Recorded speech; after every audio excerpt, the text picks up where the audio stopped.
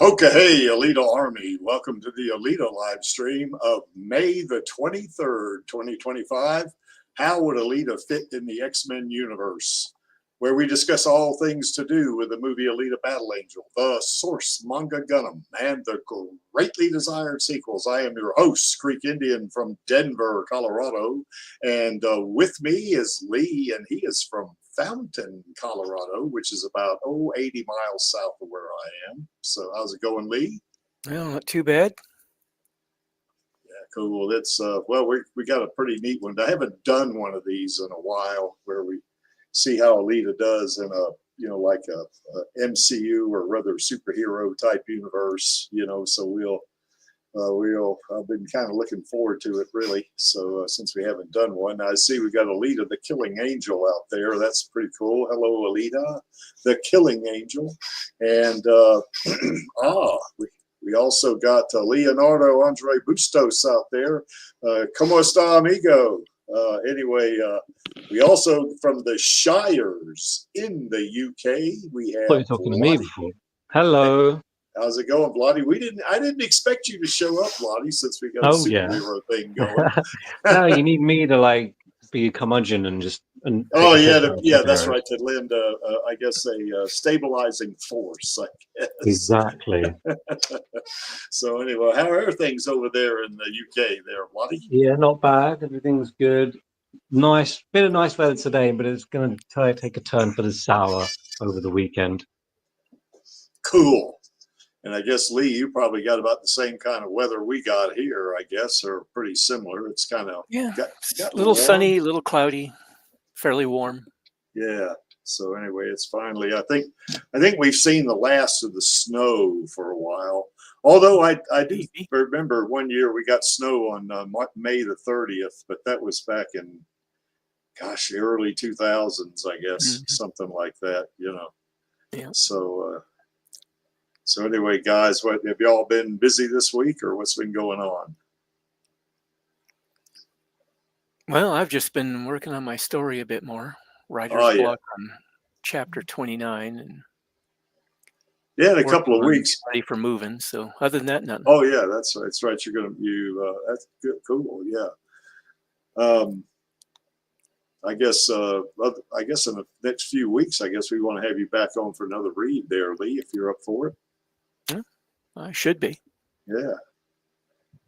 And Vladi, things over there in jolly old England and all's doing pretty well, I guess, huh? Yeah, all good here. Not much going on in the past week. Got a long weekend this weekend, which is nice, but absolutely nothing planned. I might go see the new Mission Impossible, but I'm not that sure if I'm bothered. Yeah, did you guys see the post, I guess, that came out? Look at Maxie waiting for chapter 29, he says. Lee, you see that? What was it? Yeah, he's waiting for chapter 29. By the way, let me do this. Maxie reminded me. If anybody wants to come on, there's the link to the stream right there. That'll also be the Stomtish too, by the way, but we'll do that after stream. But if you want to come on, there's the link. Click on it, I'll bring you in. And we can chat about our favorite girl, that being Alita. So we'll have a good time doing that. Just want to remind everybody that we got the LA Fires fundraiser going on, and I put just a little bit of money in there today just to keep things moving along, I guess. Now it says 3,500 or 3.5K goal. Actually, the goal that's the short-term goal. The long-term goal is 10,000, but it is what it is. That's kind of the way they set up GoFundMe, I think. And oh gosh, it doesn't have the web. Yeah, the website's up there. Yeah, so you click on that, and you can donate. You can specify that your donation be anonymous if you want. You don't have to put your name out there. I know that Angelus and I don't have any reservations about putting our name there, and if you do, that's okay. You can either use your internet handle, or you can just specify anonymous, but no amount is too small, because we really want to help the folks in LA, because they are still trying to rebuild houses and things like that there. So they're they're still kind of struggling at this point. You know, I guess they've come a long way since then for sure. Because I talked to somebody that knew what was going on there. You know, so anyway, and they said it's getting better, but you know they still are in need. So you know, if you can click on that link. And when is the Olympics in LA? Say what, Lonnie? When is the Olympics in LA? Is it the No, Olympics last year? Was it? When is the next one?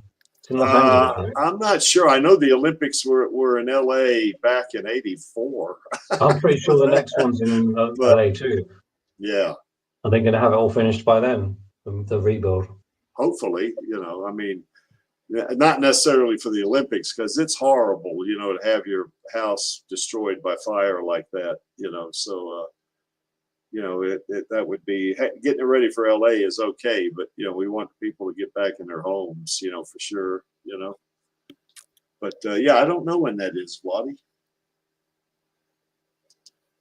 And we got the Alita sequel petition going on still, so we definitely want that sequel. And we added something like 6 or 7 from last week, which is pretty good, I guess. You know, I mean, it's, you know, it's certainly not burning down the barn, as they would say, but you know, it's, you know, it still keeps plugging along week in and week out, you know. And I think here probably in not too distant future, I'm going to put some more money in there because I want the sequel, and they will promote it if you put money in there. Now, if you haven't signed the petition, you want to, you do not have to pay any money. All you have to do is put your name and your email address there, and then you know, submit the signature, and that's it. But you don't have to sign any. You don't have, already. You do have to sign, but you don't have to pay. You don't have to contribute any money. Now, if you do, that'll go into the promotion of the, you know, for the sequel as well. You know, but you can specify, you know, that if you do donate, you can specify that to be anonymous as well, and you know, you know, basically, and also you can specify. I believe you can specify when you click on that your signature is anonymous as well. I think they do need to have your name just to keep the tally of the signatures. But this is our way. Yeah, Vladi. I just got sidetracked there. But Badman says, yep, next 2028 is when they're going to have the Olympics. Yeah, they can do a whole like big. Oh, we're back. Los Angeles is back after the fires. We've rebuilt everything all nice and shiny and new. Yeah. But anyway, yeah, we want to remind Disney that we want that sequel. Of course, Disney knows we do. They're just ignoring us, I think, sometimes. But, you know, we're here and we're going to stay here, you know, and we're going to keep doing what we're doing until they give us a sequel. And that's, you know, that I'm super duper confident we're going to get one. I mean, I'm not worried about that, but it's just a question of when, you know. So, and I'm real confident about that as well. But we'll leave that where it is. We do have Rose's Queen Studios bust still in the box, and as soon as she lets me know that she wants it, then we'll get that to her, you know, and when the timing is right. You know, right now it doesn't seem right, you know, because it would be best to give her this as an award when they greenlight the sequel. I think that would be the preferable thing there, you know. So, but yeah, it is still in the box. I have not opened it, and I know she wants it, and we want to give it to her. So, you know, and it's not, like I say, it's not a gift; it's an award, you know, because we really, you know, we want to express our admiration and appreciation and affection for our queen, you know, and she deserves it. You know, as a matter of fact, I think I saw something, Vladi, where Play Dirty is it out now? I thought I saw that on IMDb. Of course, sometimes IMDb, they might be off, but you know, No, I've not heard anything about that. Where did you see that? Yeah, I thought I saw something about that. Where did you see it? I'd like to know what. Well, it's definitely not out. Yeah, okay. Well, I know I want to see that, and I also want to see Vampires of the Velvet Lounge. Oh, it's got a poster there, I think. Is that What's new? that? Might have a new poster. Rose is not on the poster. What the fuck? Well, now there's another movie called Play Dirty that's on Tubi, and it's not the same movie. Yeah, that's not the same movie right there. That's the one that's got Ron Perlman Perlman in it, and yeah, the Ron Perlman one. I was like, I yeah, forgot that's Ron not. Perlman, you know? Yeah, that's not Rosa's. Rosa's Where's in. Marky Mark? Well, Yeah, they're gonna have to Marky Mark. change the That's name, right. aren't they? Yeah, Mark Wahlberg and Lakeith They're Stanfield. gonna have to change the name of Rose's one. Well, maybe. Who knows? Kind of two play dirties in the Maybe same they year. could change it to Play Really Dirty or something Yeah. like that. You know, just something like that, I guess. So there's no confusion, you know. And but yeah, I want to see that. A thief gets a shot at a major heist where he must outsmart a South American dictator, the New York mob, and the world's richest man. Is that Rose's or is that Ron Perlman's? That's Rose's, yeah. Oh, that's Rose's? Yeah. Is Oh, Elon Musk going to get a cameo? It's the world's I richest gotta man. see that. I mean, I really do. Plus, I really want to see Vampires of the Velvet Lounge as well. You know, I asked her about that, you know, if she was a vampire. And she said, no, I'm a vampire hunter, you know. So I said, oh, that's just as good. So, you know, it's going to be really a lot of fun, I think, when that thing comes out as well. So I think it's in, I don't know if it's in post. In post-production, yeah. Yeah, it's in post. Okay. So, It's, yeah, that's going to be cool, though, you know. But anyway, back to the, later this I get year. sidetracked on tangent a lot of times. Yeah, we want to really get this to Rosa. She deserves it, you know, and you know, we want her to have it. And we got the Alita Gaming Network going on. I think we added a couple of people to it. I think it's we're not really pushing this either. I mean, it's just there, you know, and I think the people that are on there like to keep it small, you know. So I haven't been promoting it except for on the streams, you know. I've said that, but haven't really pushed it, you know, in terms of getting on the network, you know, by maybe putting it in a video or something like that. But if you do live streaming, then you know, you can put your link for your live stream in the live streams channel. I know you know, I put the link for this stream in there this week, and I know sometimes Chaos Nova, you know, puts his streams in there, and Maxie puts the Radio Chaos streams in there. And it's part of the advertising that he does for that. So you know, if you do live streams, you can do that as well. If you do fanfics like Lee, like we're going to have Lee back on here in a couple of weeks, maybe 3 weeks, perhaps, you know, to read another 3 chapters for us, because we were all really mesmerized by it before. It's really excellent, you know. And if you've got a fanfic, you know, you can upload your fanfic to it, or you can put a link if it's on, you know, like Archive of Our Own or something like that. I know Maxie's fanfic is in there, and you know, I have a fanfic in there for a short story. It's not a long story. I think Channel also has a fanfic in there. So you know, you can have a lot of fun reading that stuff as well. If you do art, or even if you do videos, or say you capture a video from a game, you know, like I know Angelus is. He's captured video or recorded video from Stellar Blade and put it in there, you know, and that's good. You can do that as well, you know. And I know Vladi and Smendrick. Yeah, I was going to today, but Smendrick must have fallen asleep or something. Well, I looked on Discord, you know, just a while ago. I've started getting on it a little more often because I've been really busy and I haven't been able to get on it. But you know, here today I got on it a couple of times, you know. And I noticed Smendrick was offline, so maybe he's like, you're probably right, Vlad. He's probably fallen asleep, because they are way ahead of us, and they're even ahead of you, aren't they, Vlad, by an hour, I think. So. Yeah. When it goes late, it's really late for him. Yeah, and we're gonna shoot for a watch party on Monday too, because we haven't had one for a couple of weeks or 3 weeks, and we want to have another one. Haven't decided yet. On Monday. Yeah, haven't decided yet. You know, we'll see. Nice. And my day off. Oh, Monday's your day off? Yes, it's a bank holiday weekend. Oh, we got a lot of them. We got a lot of them in May. Ah, well, you work for a bank, Lonnie? No, it's just what we call. Okay, it's just they give everybody it off, right? Yeah. Well, everyone in England works for the banks really, because they control the whole system. But okay. There's Harlem in the city of London. Yes, except it's not floating, right? No, but kind of is with skyscrapers. Yeah. But anyway, I know Vladi and Smendrick do a lot of hanging out on the gaming channel over there under the voice channels. And of course, we got the Kansas bar and You know, that's a relatively new channel. We put that up about 6 weeks ago, I think. And like I say, we're going to have a watch party on Monday, and I haven't decided yet. I'd like to see another Rosa video of some sort, you know, we'll play that. But, you know, we'll see, you know, what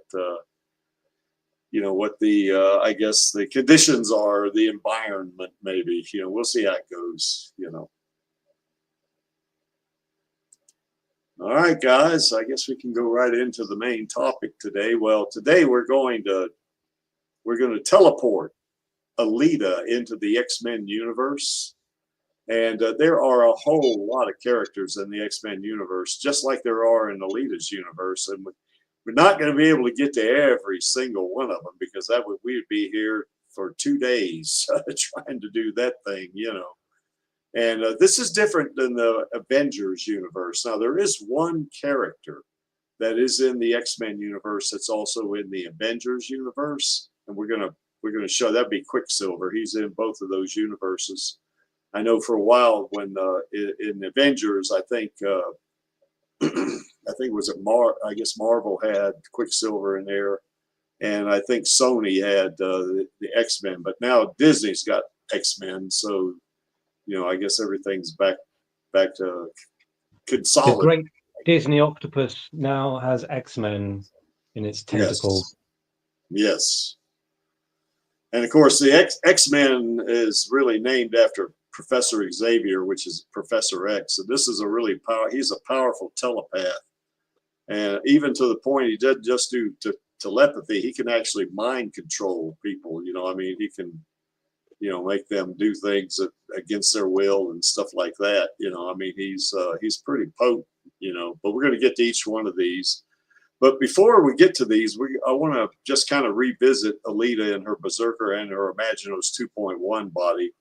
A couple of these characters in the X-Men universe that we're going to go over today, it would really be a challenge for Alita, you know, in her Berserker body, and even possibly even in her Imaginos body. It'd be a big challenge for her, you know. Now, the thing Alita would have going for her over these other characters, or some of them anyway, would be her speed. You know, I mean, she's a lot faster than just about every one of these characters.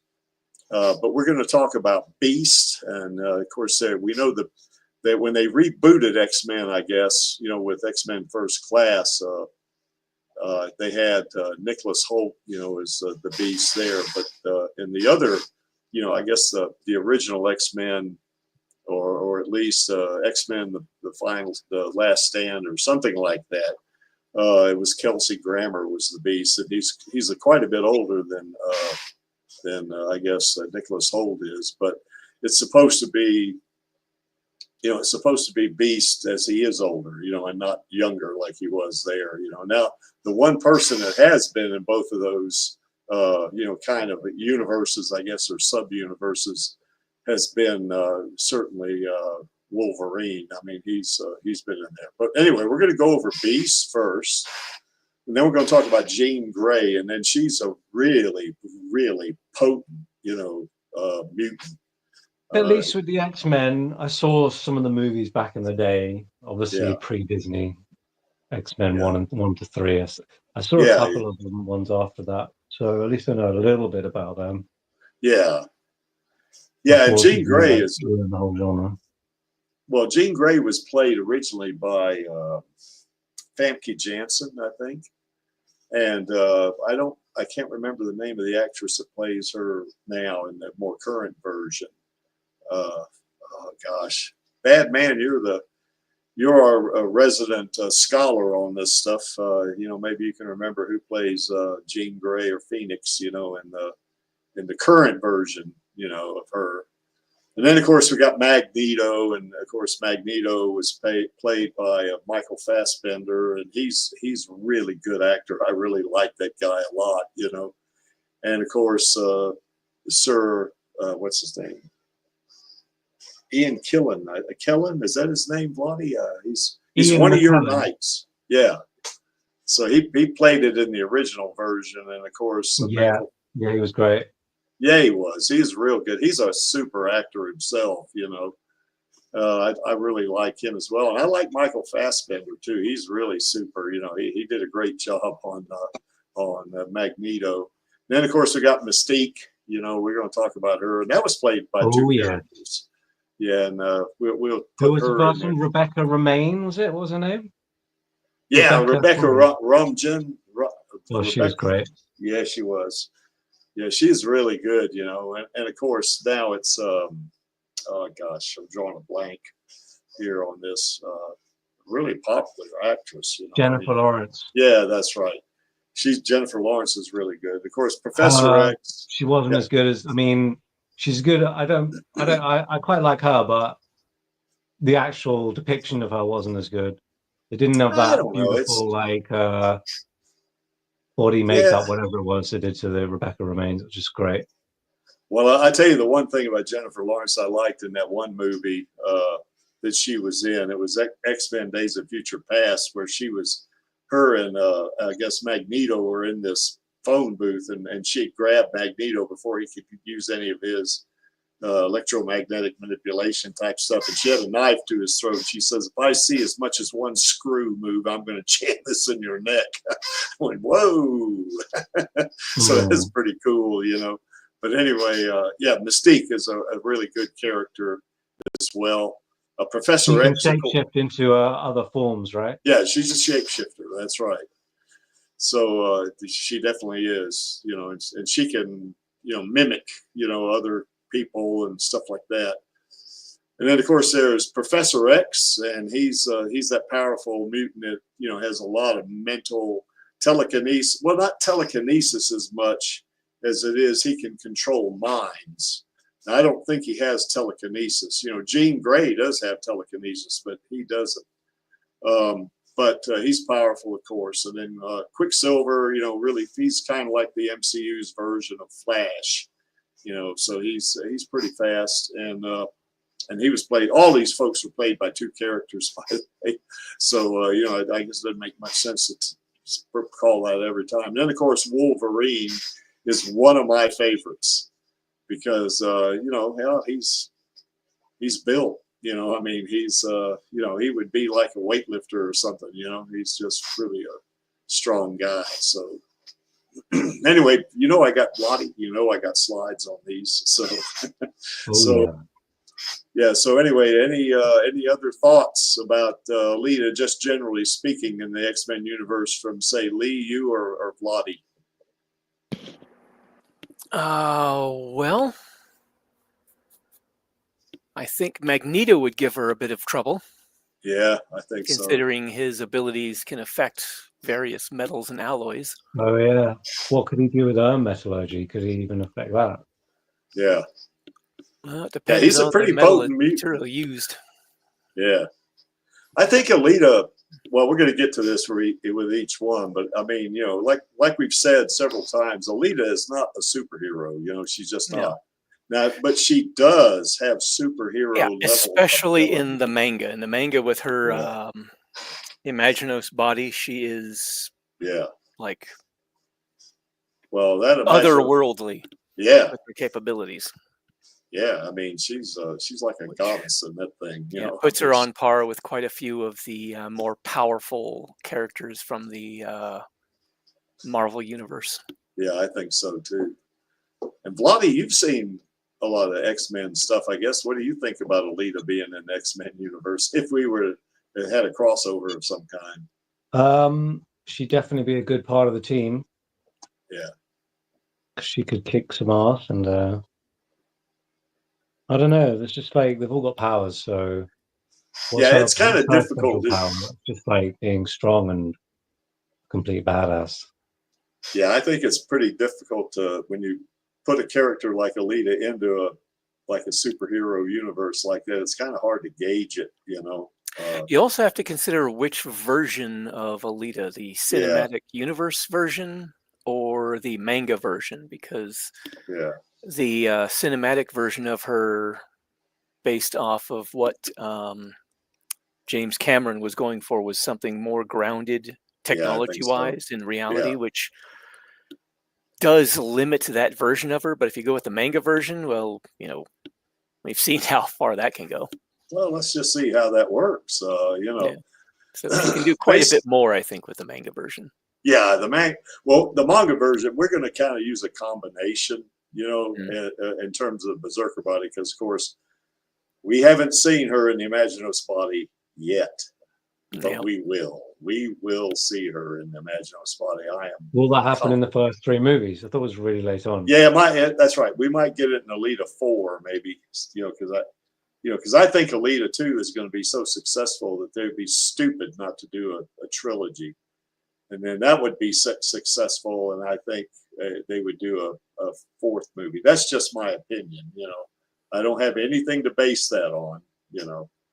But in terms of Alita and the Berserker Body, and like I say, we're going to use a combination, you know, of the two. And, you know, she does have superhuman strength. You know, I mean, she's, even in the movie version, I mean, picking up that Gatling gun the way she did and holding it with one hand, I calculated that Gatling gun was 600 pounds. So that's, you know, just holding it with one hand and then firing that Gatling gun for like 3 seconds, that would take tremendous strength, you know, because that's 600 pounds is really heavy, you know. And, you know, you know, there's humans. Now, you might get some of these guys in the strongman that might be able to do that, but holding it with one hand, I'm not sure if they could do that, you know. She definitely has that self-healing factor, which is, it's rapid. Now, you know, like, as I've said in other streams, you know, even we have self-healing. I mean, humans do, you know, I mean, you get cut, you'll heal. It just might take you like 3 weeks to a month, you know, depending on how bad the cut is, you know. But in her case, she can self-heal in 5 to 10 seconds, you know, and that's pretty awesome.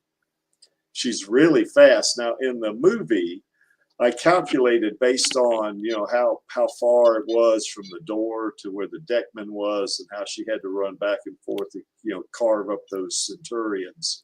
And she was jumping around and, you know, having to swing her Damascus blade and stuff like that. So she wasn't running in a straight line, but her average speed there was 125 miles an hour. You know, for her to be able to do what she did in the movie, as long as that factory floor was, that she did in like 15 seconds jumping around, you know, her speed was about 125 miles an hour. Now in the manga, in the Berserker Body, she can run Mach 6.5. So that's hypersonic is what that is. I mean, we have missiles and aircraft that can't go that fast. So she's pretty freaking awesome in the manga, you know, that way.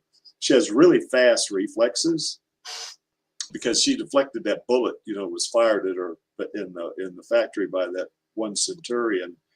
And I calculated that her reflexes had to be anywhere between 4 and 20 milliseconds, which is about over 200 times faster than a human can react.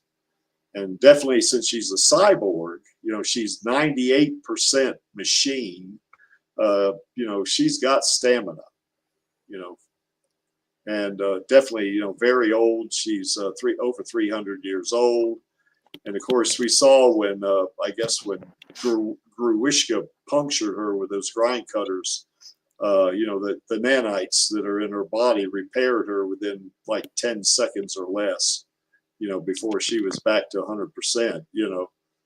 And of course, that self-modification, now that speaks to the I guess, the durability part of her. Now, this is going to be different than in the Imaginos Body. She has that as well, but it's a little different. You know, we'll get to that. And certainly she has that plasma weapon, you know, that she can use, which is really potent. I think at one point, just judging by the color of the blade, and of course I had to make some assumptions, but I assumed that she could probably ramp that temperature up on that plasma to 11,000 degrees Fahrenheit, you know, so that would be, that's going to carve up damn near anything, you know. And of course, she knows Panzerkunst, you know, which is a fictional martial art, but we'll give, you know, we'll suspend our, I guess, wishes for fantasy, I guess, and just treat that like a regular martial art. But it's particularly designed for cyborgs, so and even androids for that matter. But you know, it's a fighting style that I think that's if not superior to, at least on par with some of the better fighting styles that, you know, if it was a real martial art, it would be just as probably one of the better martial arts.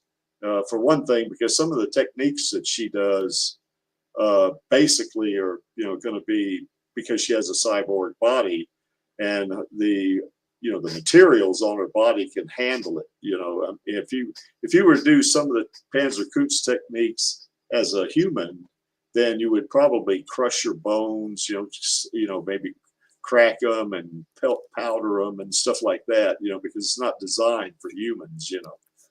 And the last bullet is the one thing we love about our girl the most. She has perseverance and determination. You know, yeah, like, which, that's it. That's her superpower.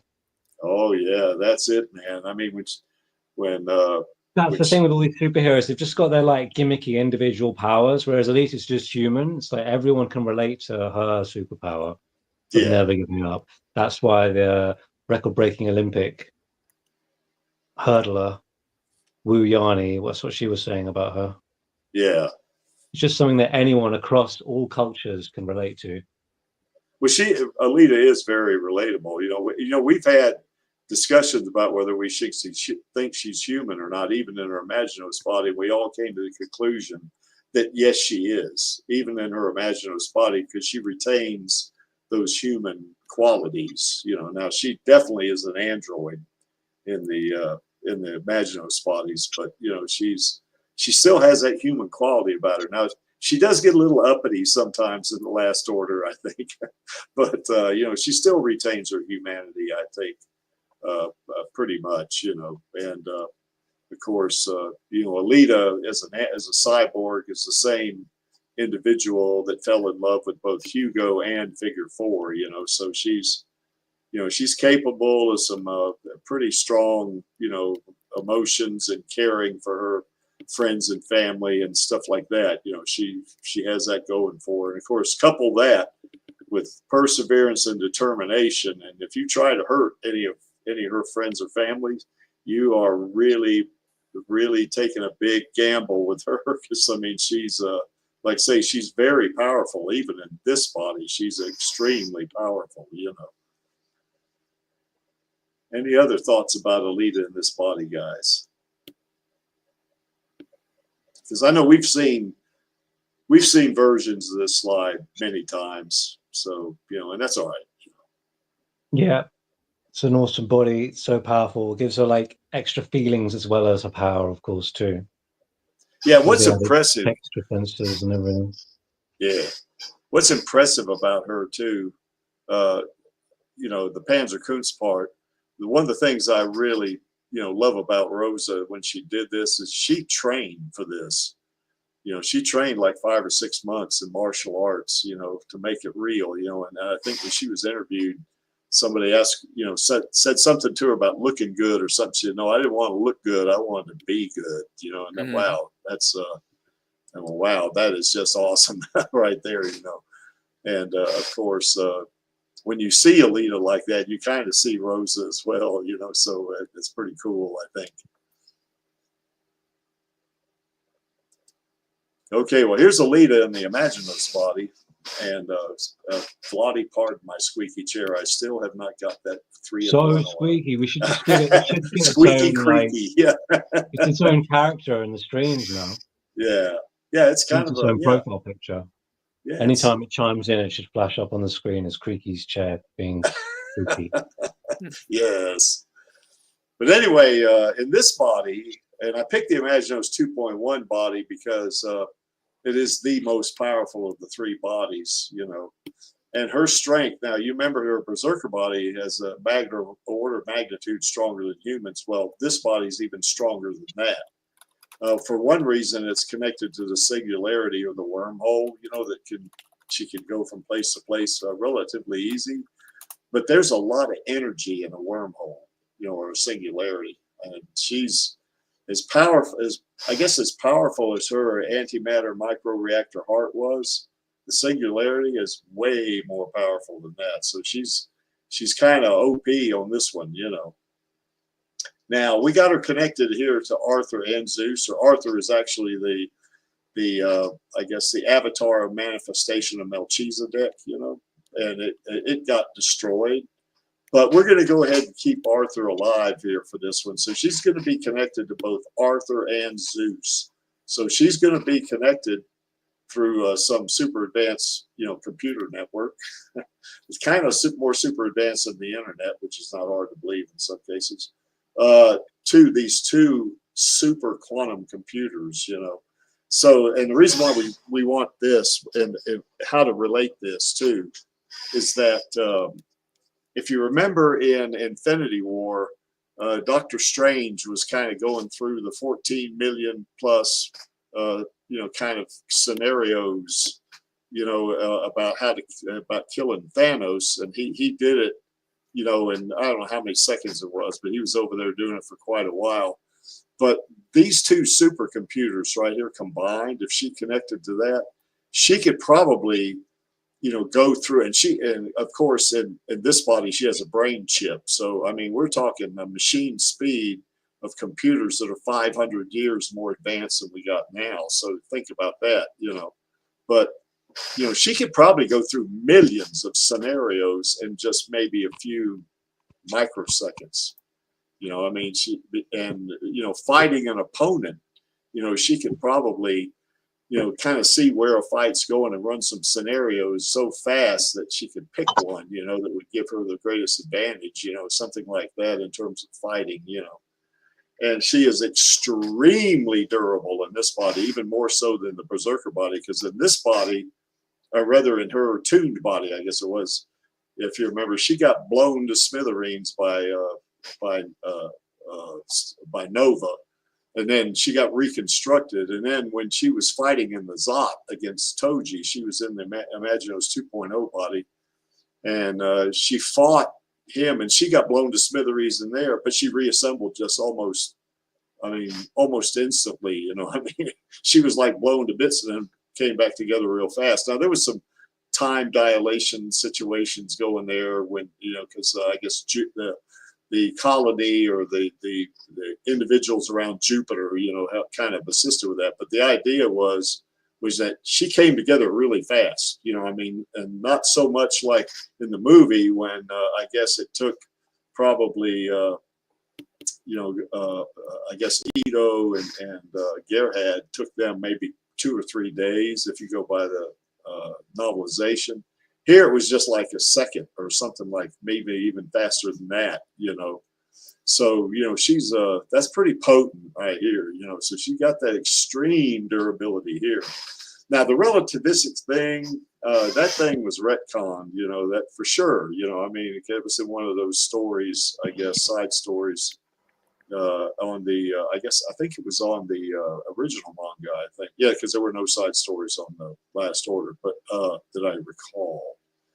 But yeah, it got retconned. But we're going to give that to her. You know, she can run. We did a stream, you know, if you want to say she has this, and based on what we read there, and we had to do a stream on this about 3 years ago or so, where she was in a race with Superman, Flash, and Quicksilver, and she came in third.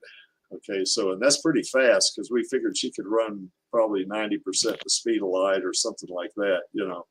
So we're going to go ahead and give that to her, even though it was retconned, you know, so that, and that's okay, you know, because we want our girl to be powerful, you know, especially against some of these folks that are going to be, we're going to be comparing her to, you know, in the X-Men universe. And if you're going to go that fast, if you are going to run that fast, you are going to have incredibly just off the chart reflex speed. Because if you don't, you're going to be running through buildings and trees and cars and stuff like that, you know. So you got to be able to dodge this stuff, you know. So, you know, she's got, you know, probably nanoseconds and possibly even picoseconds. You know, I mean, they're going to have that kind of reflexive speed, you know, to be able to run at those relativistic speeds. She is also a shapeshifter in this body too. So, you know, when Kishiro, you know, made her, I guess he kind of realized after he made her, he probably said, "Oh gosh, maybe I made her too strong," something like that, you know, too OP, you know. And of course, being an android, and she is a goddess tier android here. You know, goddess with a little g. You know, I guess we had to capitalize it since it's the first word in that first bullet up there. But, you know, just, I mean, she could probably run at full speed or maybe not relativistic speed, but she could run extremely fast for who knows indefinitely, maybe years. You know, you just don't know, you know. And of course, she's still Alita, so she's still over 300 years old. And then once again, she has nanotech and, you know, has that self-modification. Now, this is where it's different than the Berserker body. The Berserker body can configure itself around her mental self-image, okay? But the Imaginos body, she's a shapeshifter in that. So she can be anything she wants, you know, of similar size anyway. So, you know, that's a little bit different. That's a little more I would advanced. actually say she could probably be something bigger too, considering she was able to grow wings. Yeah, Really that's right. Big Yeah. wings too. Yeah, that's right. Now that image you see on the right there is an artist's conception, of course. But there was that one of my favorite images of her is after she got put back together or she reassembled. She came back with those, I guess, those Damascus blade wings, you know, and she looked pretty awesome in that picture, you know, even though it is definitely you know, I guess a manga image, but it still was pretty awesome looking, you know. Let's see what does Hands of Künstler was looking from Kung Fu. That's right. Well, we've had streams on this before, Bad Man. You know, certainly we've, you know, because a lot of martial arts, whether they're Kung Fu or karate or Sabat or something like that, and even to a degree, Jiu-Jitsu or Brazilian Jiu-Jitsu, Judo, there are a lot of techniques that are similar because, hey, a punch is a punch is a punch, you know. And a side kick is a side kick is a side kick, you know. So they're all similar. It's just the method in which they're delivered and practiced and stuff like that. So yeah, you're right. It is a lot like Kung Fu, I think. What is this? Okay, well, you're right in one way. I'm not going to strongly disagree with you on this, Bad Man, because Alita is completely machine in the Imaginos body, because she does have a brain chip, and you know that. Didn't Zeka still have a biological brain, or did he also does have he? some kind of brain I don't chip? remember that. Hmm. I know he and I guess Zex had a hell of a fight, didn't they? Yeah. So yeah. Anyway, but yeah, I think Alita. Now I do think Alita's human, even in this body, because she retains her human qualities. Now, from time to time, she gets a little arrogant, I think, because she is so OP, you know, and I guess that would happen to anybody. But she still cares for people and stuff like that, you know, so she still has that human streak in her, you know. And, of course, she still knows Panzerkunst because she was using it when she fought Toji, you know, she was using Panzerkunst. And since this is our girl, she's got the same perseverance and determination that we love about her, you know. So, any thoughts, guys? What do you think, Lee? Anything you want to add to this, or you want to expound upon? Or Yeah, I think you pretty well covered it. what about you, Vladi? Anything you want to wax lyrical about? Not really. I don't know much about this body, and it's just like a summary anyway, so not much to add. Yeah. Plus, you hadn't gotten this far in the manga yet either, have you? Yeah, that's why I said I don't know much about. Yeah.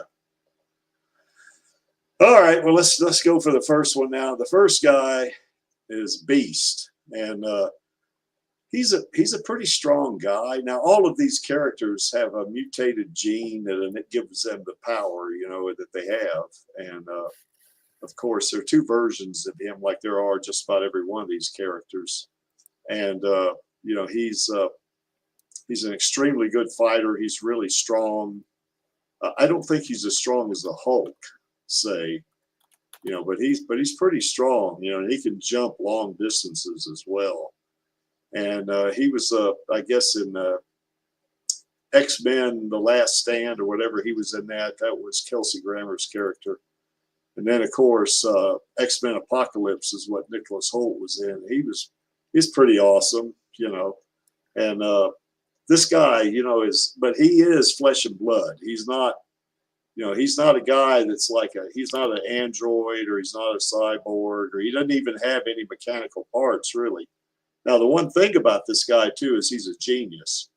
You know, he, I guess the Beast, I guess, actually helps Professor Xavier at the school he's in, and you know, he helped, you know, kind of put together, or you know, maybe modify or whatever that jet that they have that they fly around in. You know, and he does a lot of scientific experimentation and stuff like that. So this guy is he's smart, and he's very capable physically.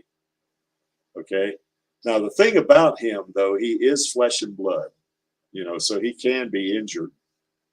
And we saw there was one scene in X-Men Apocalypse where he jumped at Apocalypse, or in Sabanur was his name. He was the original mutant. He jumped at him to try to, you know, I guess subdue him or something. And Sabanur has telekinetic abilities, and he slammed him, you know, against the wall or whatever, and it knocked him out, you know, so he was unconscious. So he can be injured, you know, he can definitely be overcome. But he is a good guy, though. He's not a guy that's like a villain. I mean, he kind of looks like a villain, you know. He looks like something like a werewolf almost, you know. But he's generally a good human being, you know, or mutated human being anyway. And he, you know, he does want to do right and wrong. Right, he does know difference between right and wrong. Wants to do right over wrong.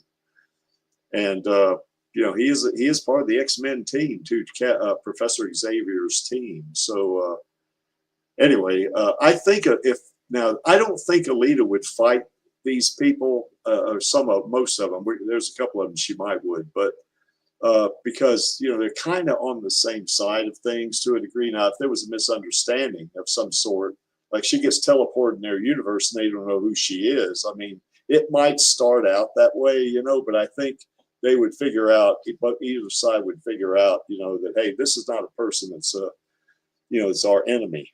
You know, this is a person that, you know, we can trust, and, you know, that will fight by our side and stuff like that. But I think if they were to fight, I think Alita, even in her berserker body, would take him. I mean, because he is flesh and blood. And he's not, and even though he's strong and he's stronger than humans, he is superhuman, you know. But Alita could take like most of the X-Men. I'm sorry? I think she wouldn't have much trouble with most of the X-Men. Maybe, yeah. Certainly the weaker ones she wouldn't have any trouble with, you know, even in a berserker body, I don't think. Now, some of the more powerful ones are going to be a challenge, you know. But yeah, I think she definitely would take him relatively easy, and even in the berserker body. And he's still powerful. He's still a good fighter, but he's not going to be able to cope with her speed, for one thing, and that plasma weapon. He's not going to be able to handle it, you know, because she's going to be faster than him. And at the very least, she's as strong as he is, you know, and she has that plasma weapon. So that's going to be difficult for him to overcome that if they fought. But I think they'd end up fighting side by side more than likely. So I don't remember much of this one. He's just, it wasn't in X-Men 1-3 much, was he? He was in, let's see, the one he was in is Kelsey Grammer's character was in X-Men Last Stand, I think is what it was called. And yeah, that was I did see that one. Yeah, that's the one where Magneto, you know, was trying to foment, I guess, a rebellion, you know, against the humans. And he lifted up the Golden Gate Bridge, kind of moved it over toward Alcatraz, you know, so they could get over there, you know. And yeah, he was in that. Remember.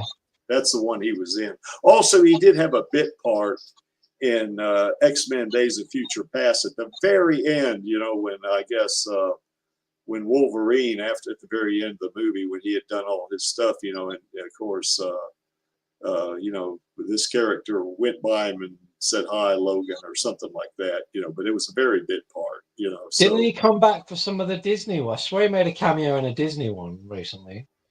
I don't know. I don't recall seeing him in any of them. I'm pretty sure, or maybe it was just talking about it. Well, I know in Deadpool, the first movie. It's so random that Frasier is this X-Men character. Yeah, it is. It is very random. Well, for one thing, they rebooted everything, and then they carried a couple of the characters over. And I know, so stupid. yeah, in the same movie, they had both versions of Magneto in there. Of course, it was a time thing, I guess. But stupid superhero movie nonsense. I knew we were going to get that out of Lottie. Just all these reboots with different actors playing, and then they have like multiverses so they can all come back. Just a load of it's all just a load of nonsense. Yeah. Well, I know Nicholas Hoult also had a bit part in Deadpool when Deadpool opened up the door and all the X-Men were in there in a meeting, and Nicholas Hoult was in there and he closed the door or something like that. I have no memory of Nicholas Hoult as a beast. Oh, I can remember all these movies like this, or a lot of them. But I mostly just remember X-Men 1, 2, and a bit of 3, because that was when when I was younger, so I was like kind of at least a bit into it. Yeah. Well, you were a lot younger then, weren't you, Lottie? Yeah, but I was like in my teens, so it was yeah. And this was like the first sort of good superhero movies. Yeah. Yeah, that first one was really good, wasn't it? It was good, but I'm not sure I want to revisit them now. And even though it was superheroes like that, the way that with all those mutant powers, it was a little more grounded than some of the others, I think. So I don't know, but it seemed to me anyway.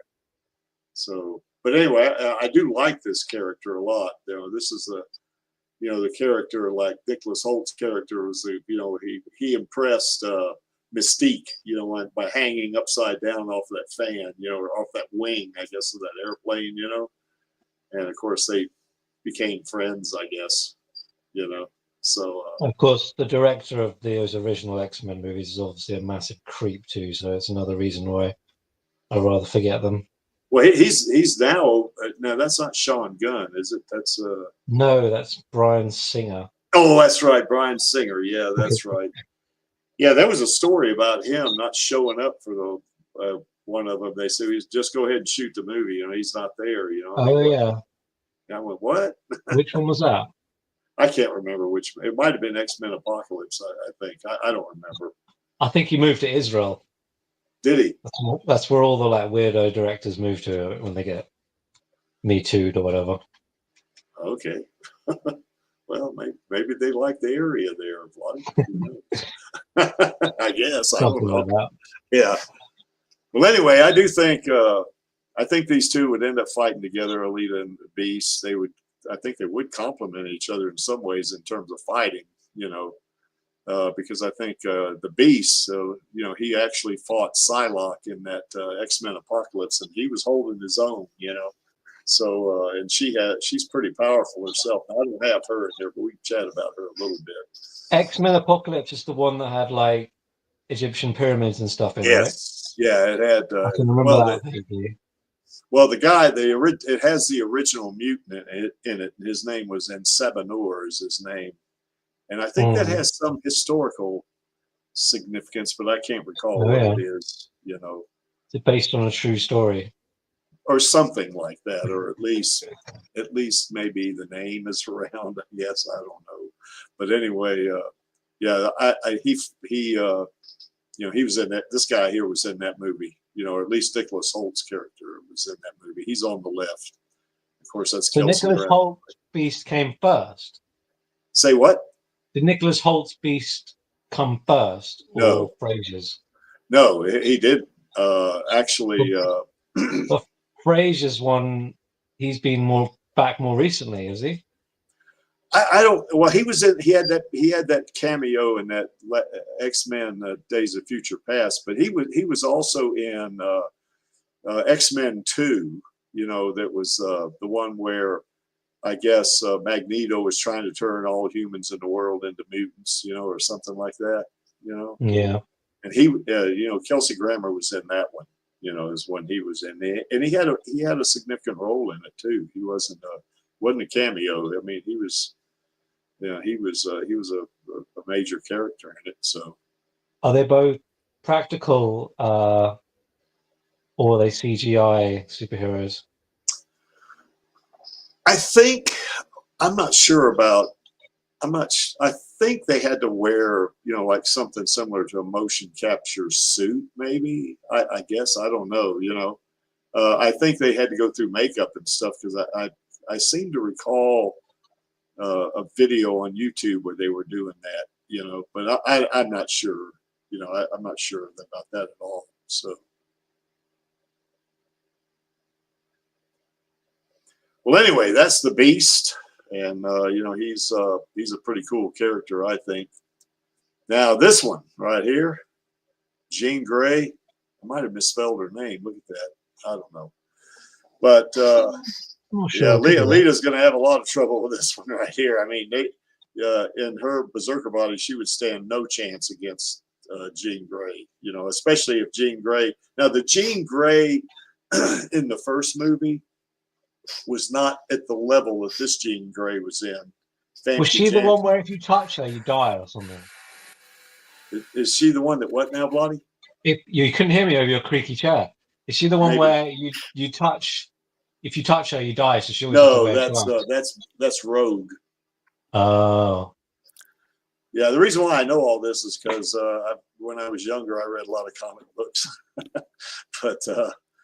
But no, I read Tintin and Asterix and Obelix rather than American comics.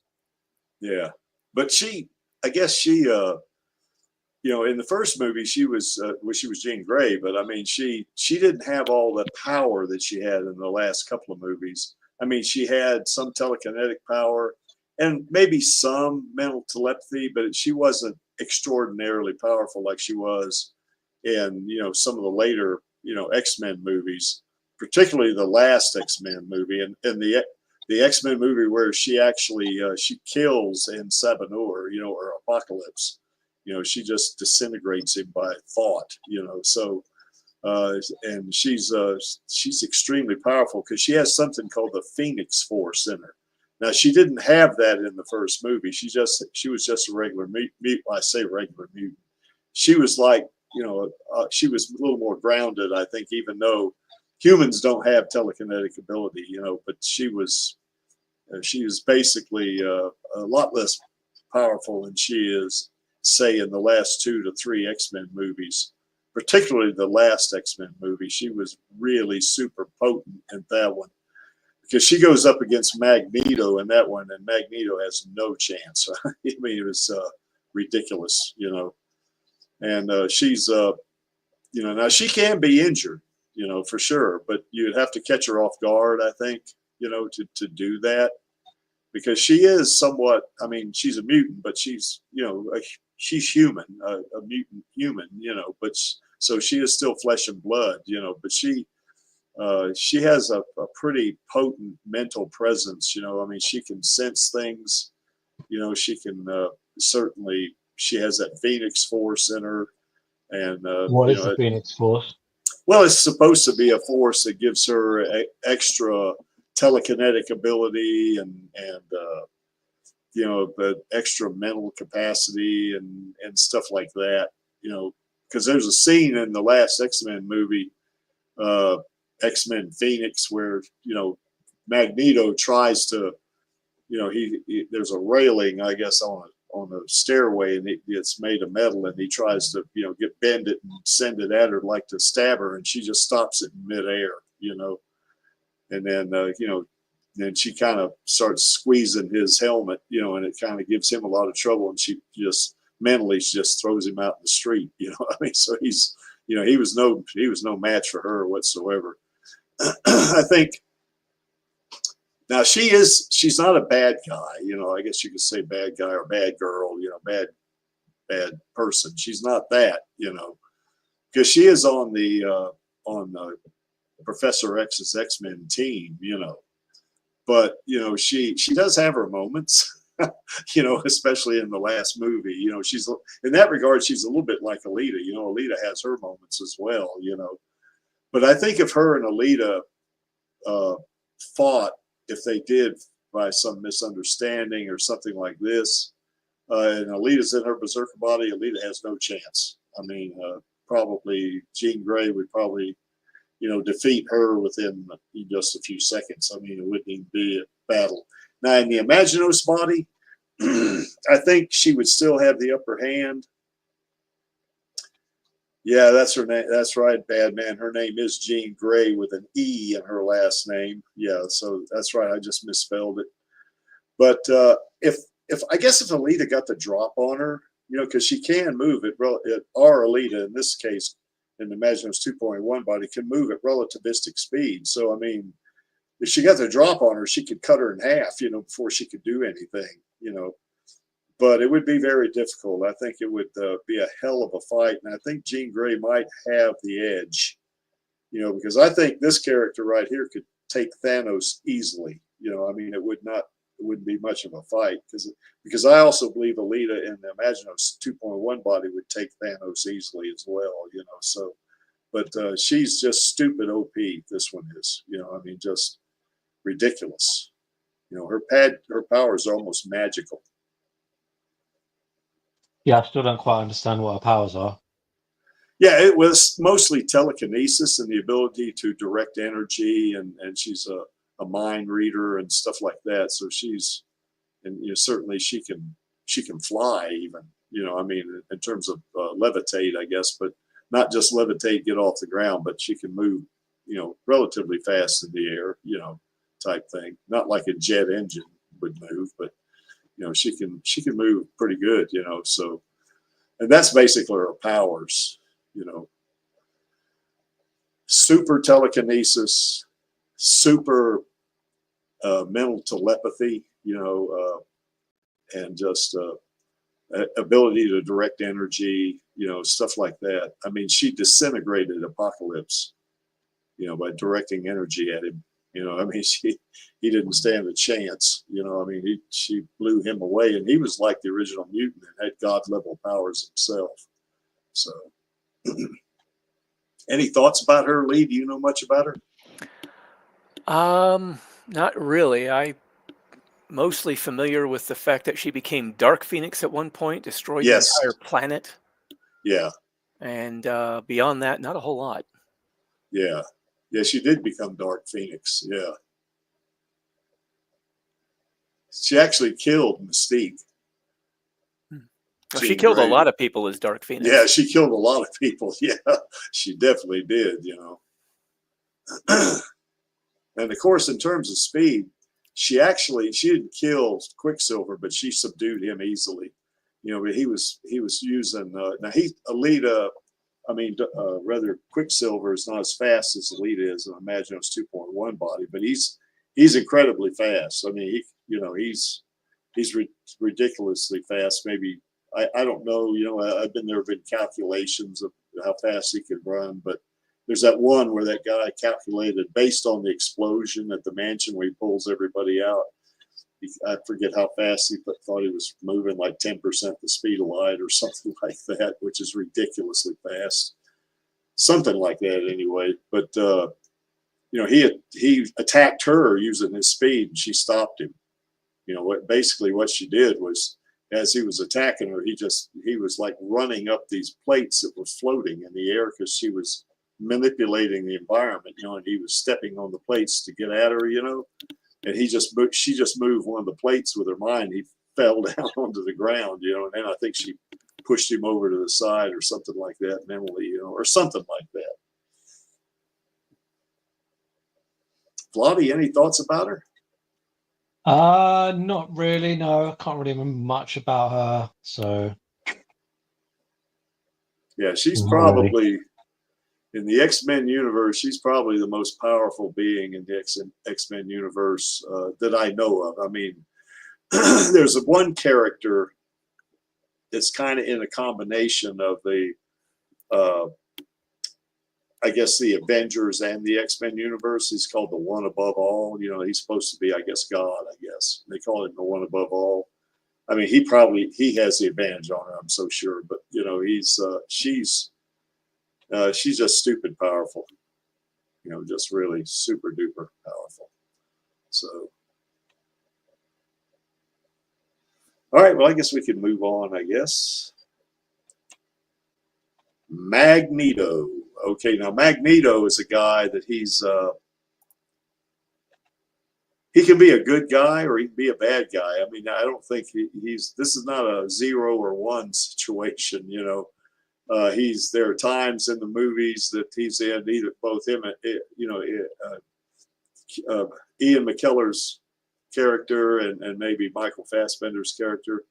They have their moments where sometimes they're good, sometimes they're bad, you know, stuff like that, you know. So he's not one way or the other. He can go either way, you know, pretty much. And now in the movie X-Men Apocalypse, Michael Fassbender's character, he kind of teams up with Apocalypse or in Seven Or, you know, and forms what would be the analog to the 4 Horsemen of the Apocalypse, you know. And he starts out like he's a really good guy. He's got a wife and a kid, and he's trying to get past his, you know, trying to put his past behind him and try to live a life that, you know, of a good person, you know, basically. And you know, his daughter and his wife love him, and he loves them. And then these policemen find out he's Magneto, and they come to arrest him. And then, due to an accident, his daughter and wife get killed, you know. And then, of course, that triggers him, and he kills all of the policemen. There was like a dozen of them. He killed them in like 5 seconds, you know, all 12 of them, you know.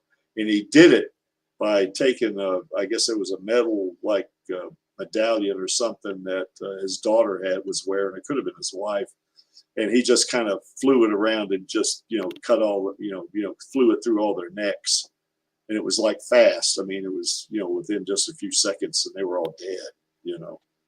And then, of course, and Seven Or approaches him to join him, you know, because Seven Or wants to take over the world. Of course, a lot of these villains want to take over the world, and he's kind of a bad guy there. And then all of a sudden, he sees, you know, that Apocalypse is hurting his friend Mystique. He's holding her up, choking her, basically. And he realizes that Quicksilver is his son, and he's injured Quicksilver, and that kind of sets him, you know, free from that, you know. And then he teams up with the X-Men against Apocalypse, you know. And he's a really, really strong mutant. I think in the mutant, you know, in the X-Men universe, they kind of level them, you know. They'll have like level 0 mutants, level 1, level 2, and so forth. And I think he's level 4 is what they called him in that one movie, X-Men: The Last Stand or something. And Jean Grey is level 5, you know. So she's potent, you know. But anyway, you know, he can control magnetism or electromagnetic force, basically. And one thing he can do, too, at least in X-Men 97, he can generate electromagnetic pulse. And he can deliver that pulse on a global scale. So this guy is really badass, you know. Now, in the movies, I don't think they have him doing that, because that was in an anime, you know, that he did that. And he affected every single system and device on the entire planet, you know, doing that, you know. So he's ridiculously powerful. I think if Alita fought this guy, and like say he was in his bad man phase, not to be confused with the bad man side of the chat, but if he was in his bad man phase, and he fought Alita in her berserker body, she'd be really up against it, you know, because there was a scene in that one X-Men Apocalypse scene where Quicksilver, who's really fast, tried to get through this force field that he had generated just by pure speed. He couldn't do it, you know. He just couldn't get through it, you know. So I think Alita would have a similar problem. And also, since he controls metal and he can generate EMPs, that is going to be a big problem for Alita. Now, we don't know. We talked about this a couple of weeks ago. If Alita's, you know, systems and all that have been hardened against electromagnetic radiation, so maybe, you know, because she does have technology that's 500 years in the future, so we don't know, you know. But my sense is that that probably may not be so, you know. But even if it she did have some resistance to it, I think it would still affect her in some way, you know. Yeah. You gonna say something, Lee? Oh, no, sorry. Oh, okay. I thought I heard you. But I do think when he's in his good guy phase, they would fight together. I don't think it would be a fight that way, you know. But this guy goes either way, you know. He can be bad or he can be good, you know. He's not just strictly a good guy. He went through a lot, obviously, with the Holocaust and everything. Yes. Yeah, there was the normal humans' prejudice against mutants. Exactly. He saw like humanity at its worst, sort of thing. Yeah. He became convinced that there was no way normal humans and mutants could ever coexist peacefully. Yeah. But I think at some point in time, Xavier, who was an old friend of his, actually ended up bringing him around to his way of thinking. So Magneto decided to try it out and see if, you know, maybe there was a chance. Well, the very end of X-Men Dark Phoenix, the very last scene, I don't want to spoil too much, but this movie's been out 2 years, so it's no big deal. But, you know, at the very ending of the movie, you know, I guess Magneto and Professor X play a lot of chess together, you know. And the very last scene is them two sitting in front of a cafe, and I don't know if it was France or wherever it was, but they were playing chess, and he had calmed down. He was a good guy, you know. And then, of course, in X-Men Days of Future Past, Ian McKellar's character was kind of teaming up with the X-Men because those Sentinels were after all mutants. So he, you know, he was a good guy there as well. So yeah, he can definitely go either way, this guy, you know. Yeah, but Alita would have a lot of challenge with this guy. Now in her Imaginos 2.1 body, I think it's difficult to say because of her speed, you know, in that body. You know, he would, because she is faster than Quicksilver. But I'd be pretty, I guess, skeptical of whether she could move fast enough to get through any force field that he would put up. You know, now he is flesh and blood, so he can be injured. It would also depend on how magnetic fields affect her, the nanotech cells in her Imaginos body. Yeah. Because that's a very different kind of body than the Berserker was. I mean, the Berserker is like machine, like isn't it? Yeah, this is the Imaginos is like a magic level super science. Yeah. So yeah, you don't know about that one. And it may have no effect on her at all, you know. Now her brain chip, I'm not sure about that. You know, if he did an EMP pulse, if he did an electromagnetic pulse, it might erase everything in her brain. But we don't know. She might have that resistance too. So you just don't know, you know, how that would turn out, you know. But yeah, I think in the Berserker body, he'd have the edge. I think Alita would be really pressed to try to beat him, you know, because he does control metal, and that's her body is metal, you know. So. Well, that's the other thing too. One of the metals he can affect are the iron particles in hemoglobin. Yes. Which means he can affect a person's blood and tissues. Yes. Yeah. So he could conceivably do something to her organic brain inside of the Berserker. Yeah. Yeah, because she doesn't have hemoglobin in the Imaginos body. No. It's all, and it's not even I guess it's not even the cyber blood either. It's no, it seems to be just that those Imaginos cells, they seem to do everything, at least from what I gathered. Yeah, that's what I think too. Yeah, it'd be real interesting, you know. Yeah, because she is stupid OP herself, you know, in that Imaginos body. It's ridiculous. You know? I guess that's why in the Mars Chronicles towards like 7, 8, and 9 and 10, you know, those volumes, she's in a different body. I guess Kashiro said, "Well, wait a minute, I went overboard on this one, you know." So anyway, there is a video out there I highly recommend everybody go watch. And there's this YouTube channel that they're called Monumental is what it's called. And this guy does a similar thing to what Danko does, except, you know, I think it's a little bit different approach he uses. But what he does is he'll pit, you know, some of these characters against each other. And one of the things he did, or one of the I guess analysis that he did, was Magneto versus Darth Vader, and Magneto won that.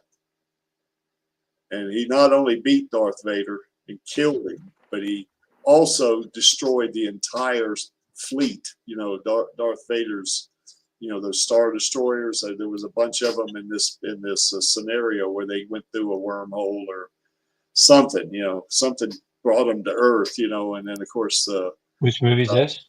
I'm sorry. What movie are you talking about? It's not a movie. It's a YouTube channel called Monumental. Oh.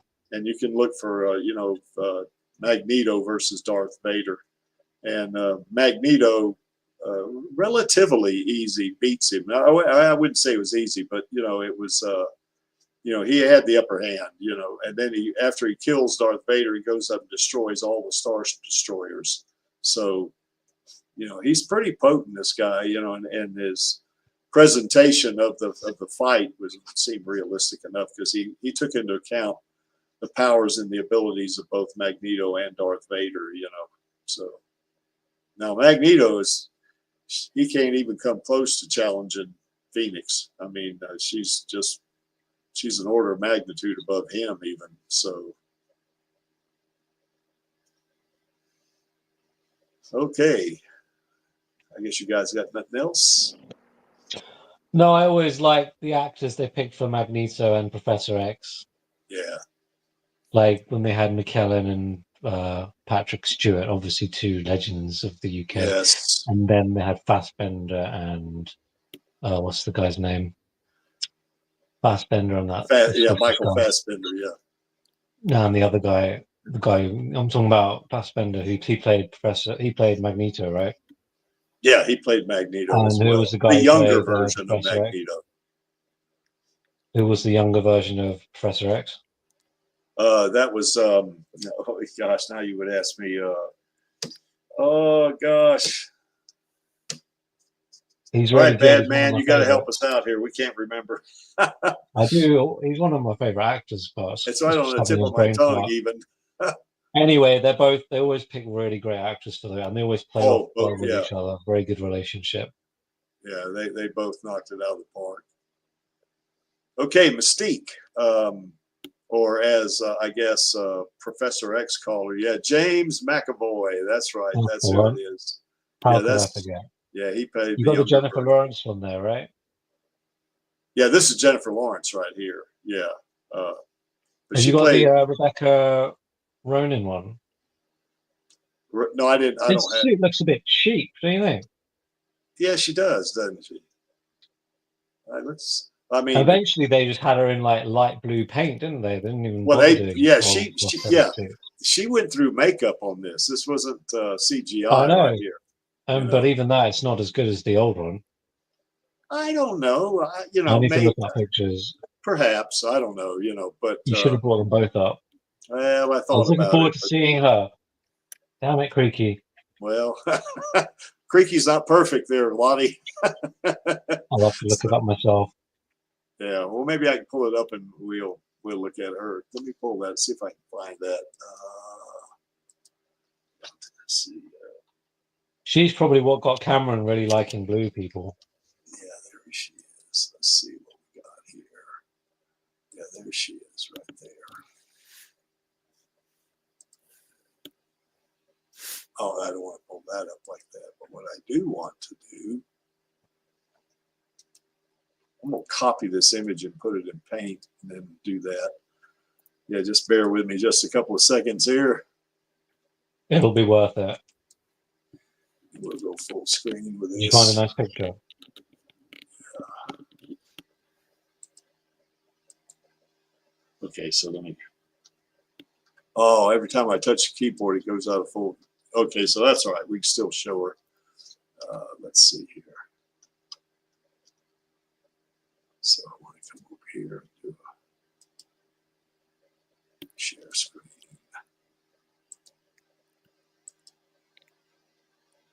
There's, let's see, can you see that? Or no, I guess I have to.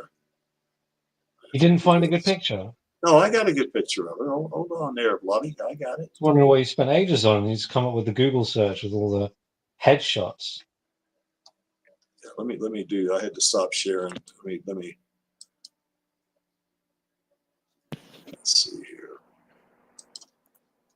Gotta stop. I gotta do this. Yeah. Yeah, I'm getting there. I'm getting there. I promise. Okay, there it is. Now let's. There she is, right there.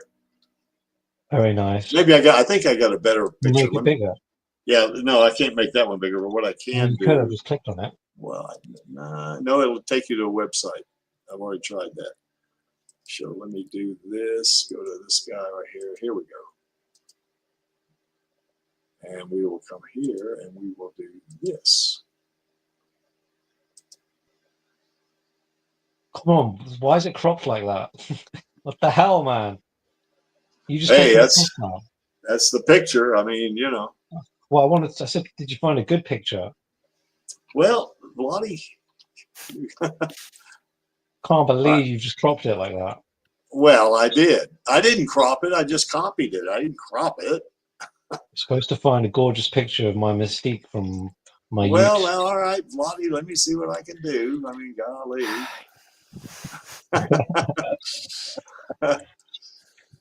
There's one thing I was looking forward to. Are you becoming the producer of my show as well? Exactly. Well, Angelus isn't here. Someone's got audio around. Yeah, that's right. Angelus is not here, so somebody's got to pick it up. Okay. Just search Mystique 2004, Here's another one. Here's whatever another it was. Full body. This is a good one. Shot. This is a good one, Vladi. Hold on, hold on. This is a good one right here. This one is. It looks way more professional than the Jennifer Lawrence one for some reason. That one just looks like blue shiny bits stuck on some basic painted body paint. The Jennifer Lawrence one. Yeah, let me pull that up now. I've got it. So.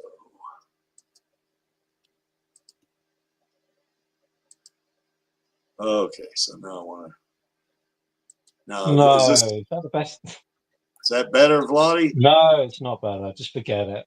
Well, I don't know what to do, Vladi. I just did a search on X-Men Mystique, and that's Rebecca Romijn is her name.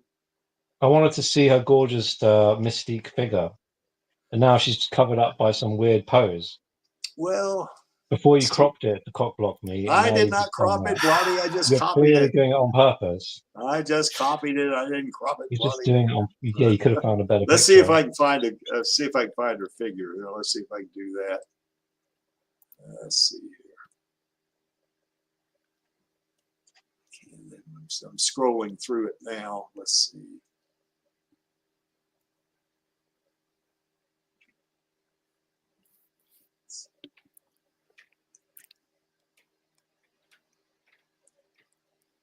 Yeah, they don't have a full figure shot of her. Scrolling through. Here, I'll do this for you, Lottie. I'll do this for you, Lottie. Hold on. Probably got safe search on Creepy, and it's being automatically censored. It's not going to get censored, Lottie. Can't have feminine figures on our search. It's like Disney's filtered search. No hips allowed. Okay, so let me come back over here.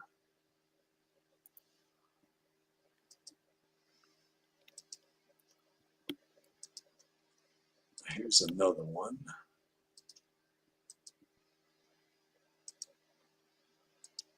That's the best I can do. Oh, that's a thumbnail, Gary. No. Beautiful screen. There we go. They don't look like the same. They don't look like the same people. I just want to confirm now. That don't look like the same person to me, but it is. Yeah, I always preferred that one to the not a great picture either, but thanks for trying. Oh well. Anyway, that's thanks for doing the best one I could find there. As soon as I finish this Rocket League game, I'm going to find a better one myself. All right, so let's. Well, anyway, isn't that way cheaper? I'm sorry. This one looks like she's been painted for the Blue Man Group. Well, I don't know about that, Bloody. Rebecca Roman went way better. Anyway, Mystique, or as Professor X calls her, Raven, is her other name, but she's a flesh and blood character. I mean, there's, you know, she's a really good fighter. You know, she is that. But She always seemed very alien. Like she didn't communicate like regular people. She barely spoke in the first movie, did she? no, she spoke in the first movie. Matter of I fact, swear she didn't speak. no, Or she was did. like foreign or something. No, she did. I'll have to check this. I mean, that's the one where I guess She spoke with Professor Jennifer X and Lawrence. Magneto went Yeah. around looking for these different mutants to, I guess. Oh no, that was against who was? Yeah, that was X-Men First Class. Yeah, that's right. They were going to fight Sebastian Shaw. You remember that? Not really. Kevin Bacon's character. Kevin Bacon was in it. Yeah, he was in it. Yeah, he was What a the mutant. hell? Kevin What was Bacon he? was a mutant. Who was Kevin Bacon in X-Men? He played Sebastian Shaw, who was a really powerful mutant. That's the name of the. What was his superpower? He had the ability. He had telekinetic ability, and he could absorb energy. Oh, You know, there sounds was like Phoenix. well, his telekinesis wasn't. I'm not sure it was that powerful, but he could absorb energy is what he could do, and then redirect I it have back no at memory you. of Kevin Bacon in X-Men. Well, he was in it. But anyway, I think Alita would take her if they fought. Now, I don't think they'd fight because you know, I mean, she has her moments like Magneto, but she's mostly you know. She could take the form of Hugo, and then Alita wouldn't know what to do. Yeah, Alita would melt, wouldn't she? She'd Yeah. start crying, and then Mystique would just kill her. Yeah, I don't know if yeah, maybe, you know. Of course, she doesn't know. She has to. I think she has to touch somebody to take their form, or at least see them. Yeah. She has to see them, I think, at least, so she knows what to form. You know, She could if just watch the Hugo's movie. dead, you know, and she hadn't seen Hugo, then because she doesn't have any mental power, you know, in terms of being like mental telepathy, where she could read Alita's mind and get a picture of Hugo and then change into Hugo. Yeah, she can't do that. But anyway, you know, if she could assume the form of Hugo or say Figure 4, you know, then maybe she might have a shot, you know, to undo or outdo Alita. But I think Alita normally is going to take her out easy, you know, because even as Yeah, good she as doesn't have like fighting capabilities, really. yeah, she's an extremely good fighter. She is that, but that's she doesn't have the level of superhuman strength and speed that Alita does. No, Exactly. she doesn't. Now, being a shapeshifter is pretty cool, but yeah, but so is Alita in the Imagine's body, so she's a shapeshifter as well, you know. So, yeah, Alita, I think, would take her easily, but I do think these two would figure out between the two of them that they're kind of on the same side of things, you know, and I think they would. I think they would probably actually become friends. I think. Do you think? I think or at so, the very yeah. least, they might avoid becoming antagonists of each Yeah, other. that's right. Yeah, at the very least. Yeah, that's right. So anyway, Mystique, this character also, how she meets Professor X. And I think that was in the first movie. Vladi, you might remember that she had broken into Professor X's house when he was a little boy. You know, his parents, and she was stealing food out of the refrigerator, and Charles Xavier is his name. Had you know, caught her, and he said, "You don't have to steal food. You know, we'll give you food. You know, it's no problem." And then, of course, I guess he kind of hits it off with her, and she said, "You can stay here as long as you want." You know, so I guess maybe Professor X had a crush on her or something. I'm not sure. You know, I think he did have a little bit of a crush on her, because there was a couple of movies where it kind of seemed like, you know, he had, you know, some feelings for her or something like that, you know. But The Mystique. yeah. He actually named her Raven is what he named her. But Mystique is the name she took on later.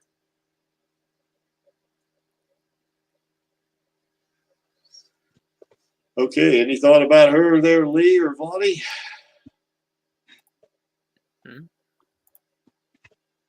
Not really. Just looking for pictures of her now.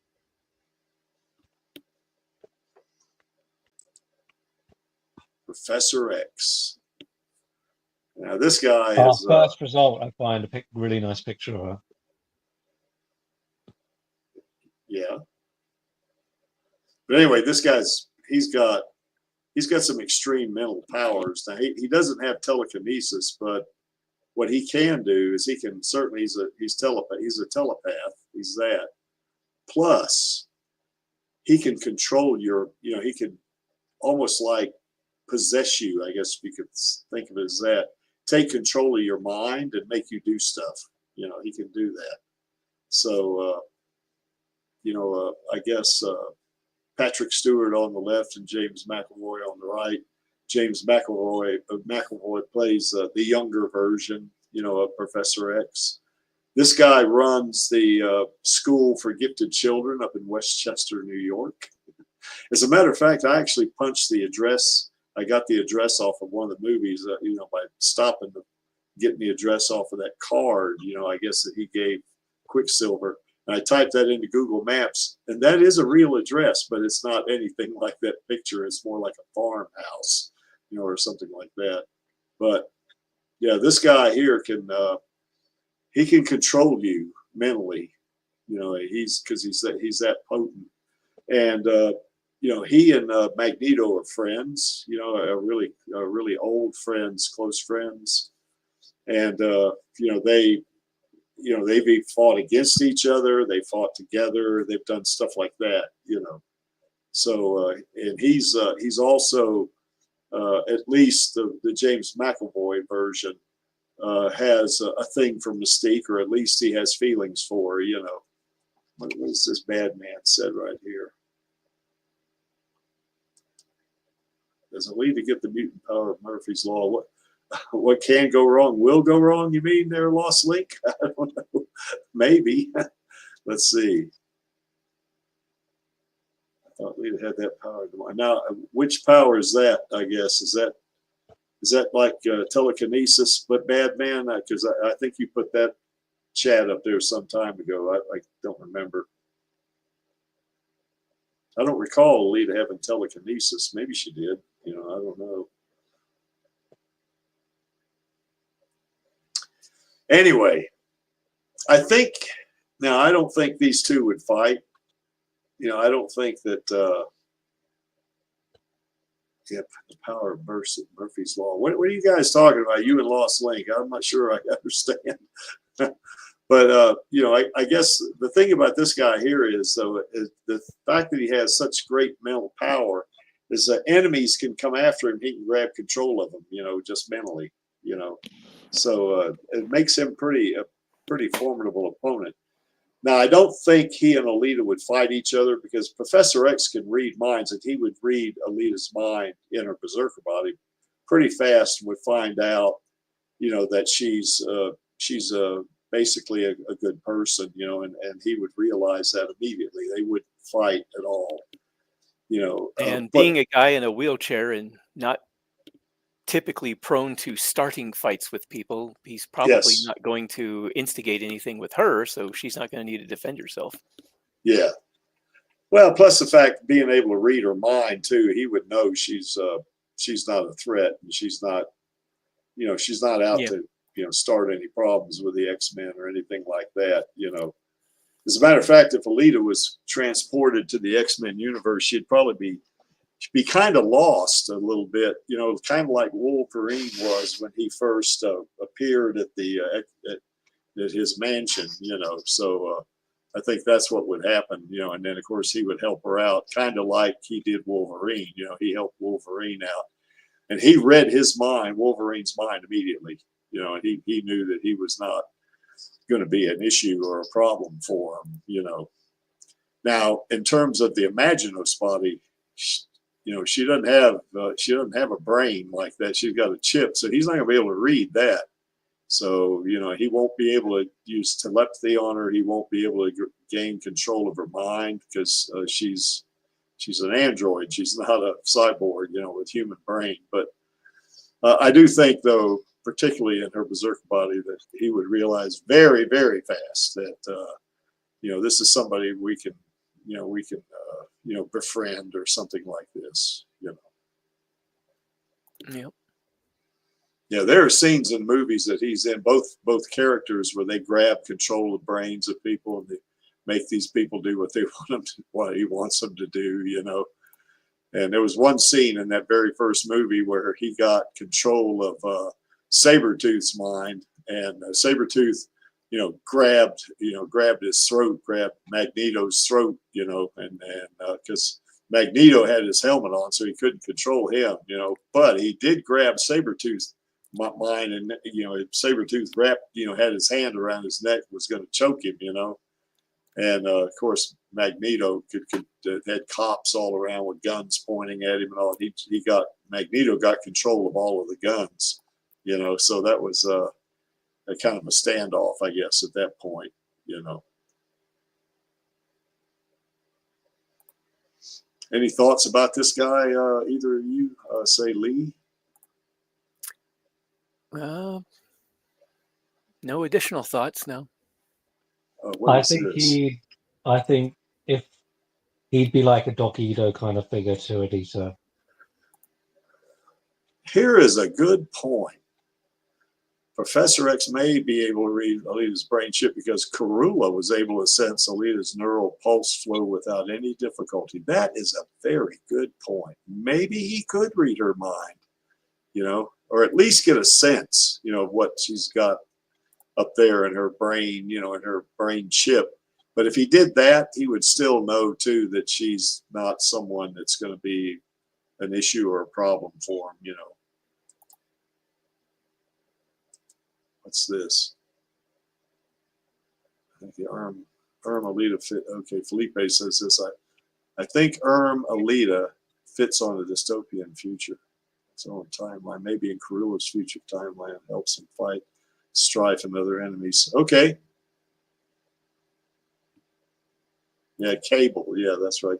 Cable's he was in a Deadpool. You know, Deadpool's kind of weird because he's kind of in both universes. Well, all of that is in, you know, basically the Marvel universe. Cinematically, they're different only because of copyright.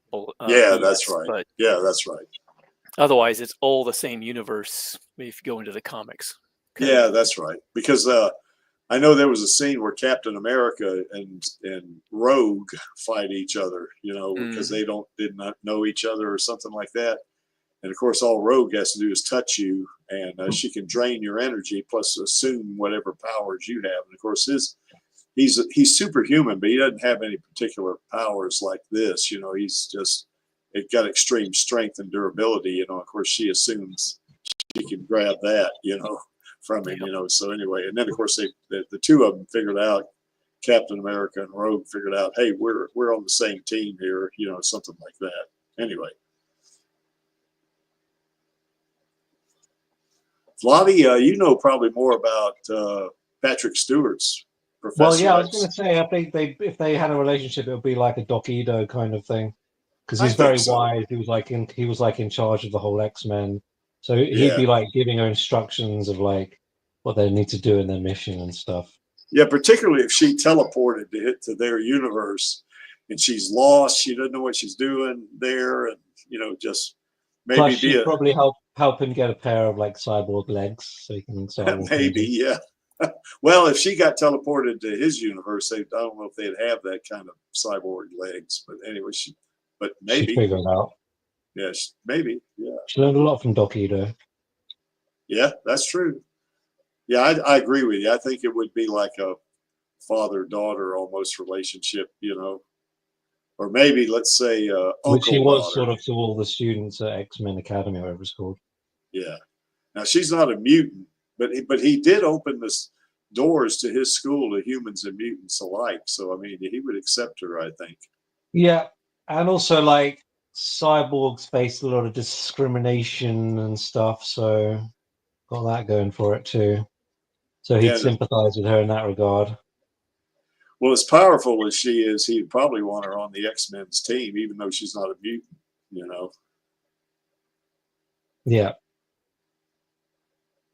And she'd still be regarded as a mutant if she came from our universe and suddenly plopped into our world. Yeah, she'd definitely be regarded as an outsider, wouldn't she? Well, if the only superheroes that exist are mutants, people would think, "Oh, look, there's another mutant." Yeah, the average person would think that. I think. Yeah, you're right. All right. Well, let's move on to Quicksilver.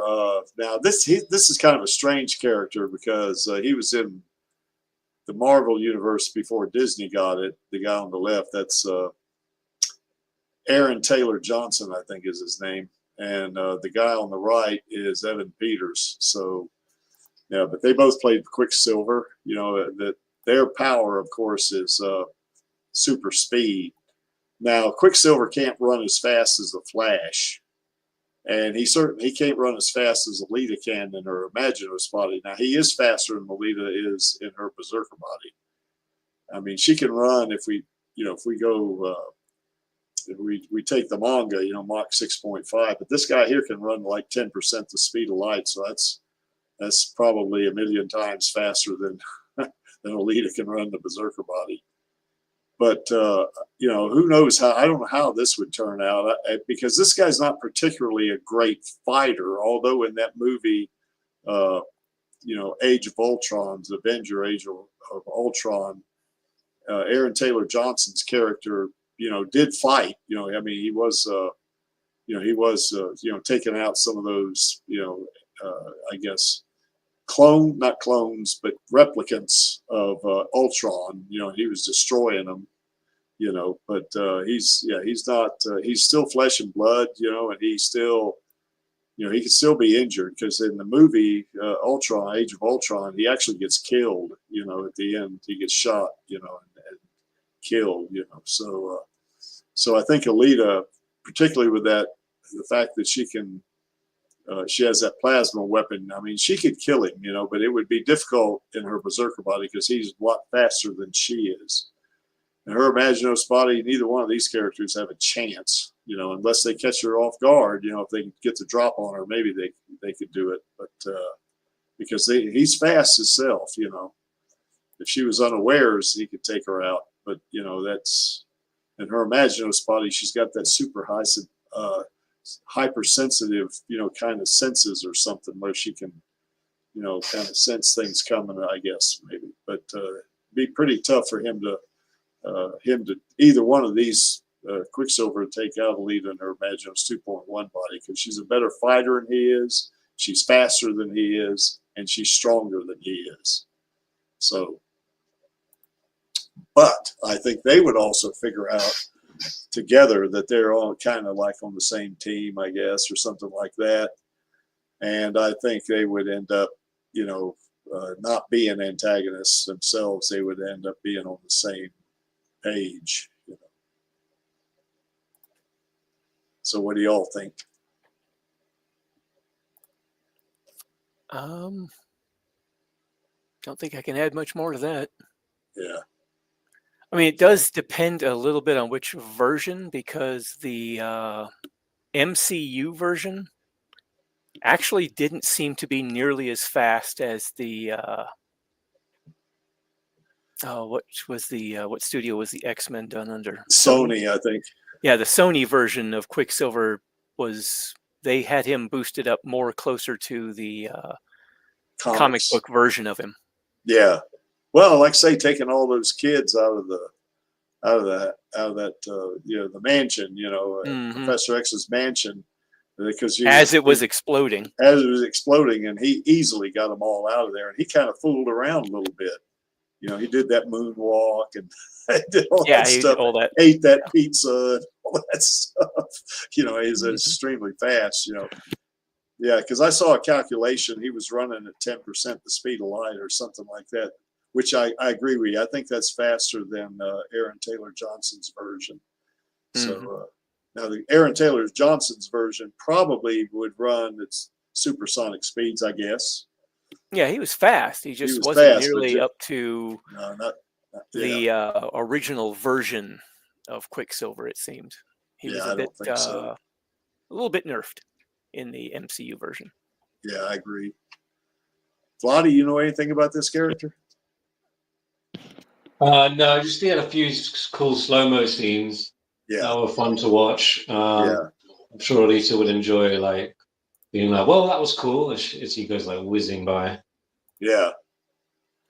But they might even become friends and have a little bit of a race or something like that. You never know, you know. That one scene of him running around inside that kitchen, you know, where he took out all those How is she guards. supposed to? She can't run that fast. In her Imaginos body, she can, if we assume the retcon version. Yeah, she can run that fast. I don't know if Alita will get a bad OP in the. No, she won't get that OP. Yeah, when we see her in the Alita 4, I don't think James Cameron will have her running at 90% the speed of light. That'd be a little bit much because he likes to keep things grounded, and even does does Robert Rodriguez, you know. Yeah, and her moving at relativistic speeds within an atmosphere would, well, if you've seen Invincible, yes, there's that scene where Omni-Man destroys or lays waste that alien planet in another dimension. Yeah, that would be like her moving relativistic speeds in an atmosphere. It would just be destroying everything around her. Yeah, just by her moving. Yeah, by the sheer friction. Yeah, the explosive force she'd be generating. Yeah, we'd have to suspend our disbelief, wouldn't we?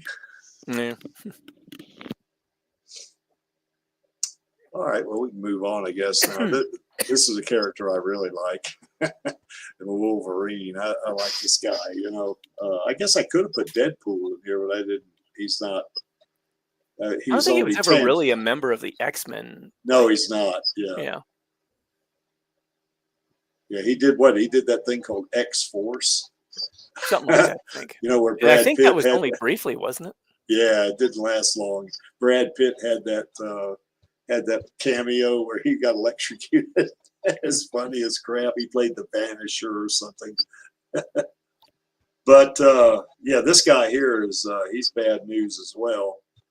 He's infused with adamantium, which is supposed to be an almost indestructible metal.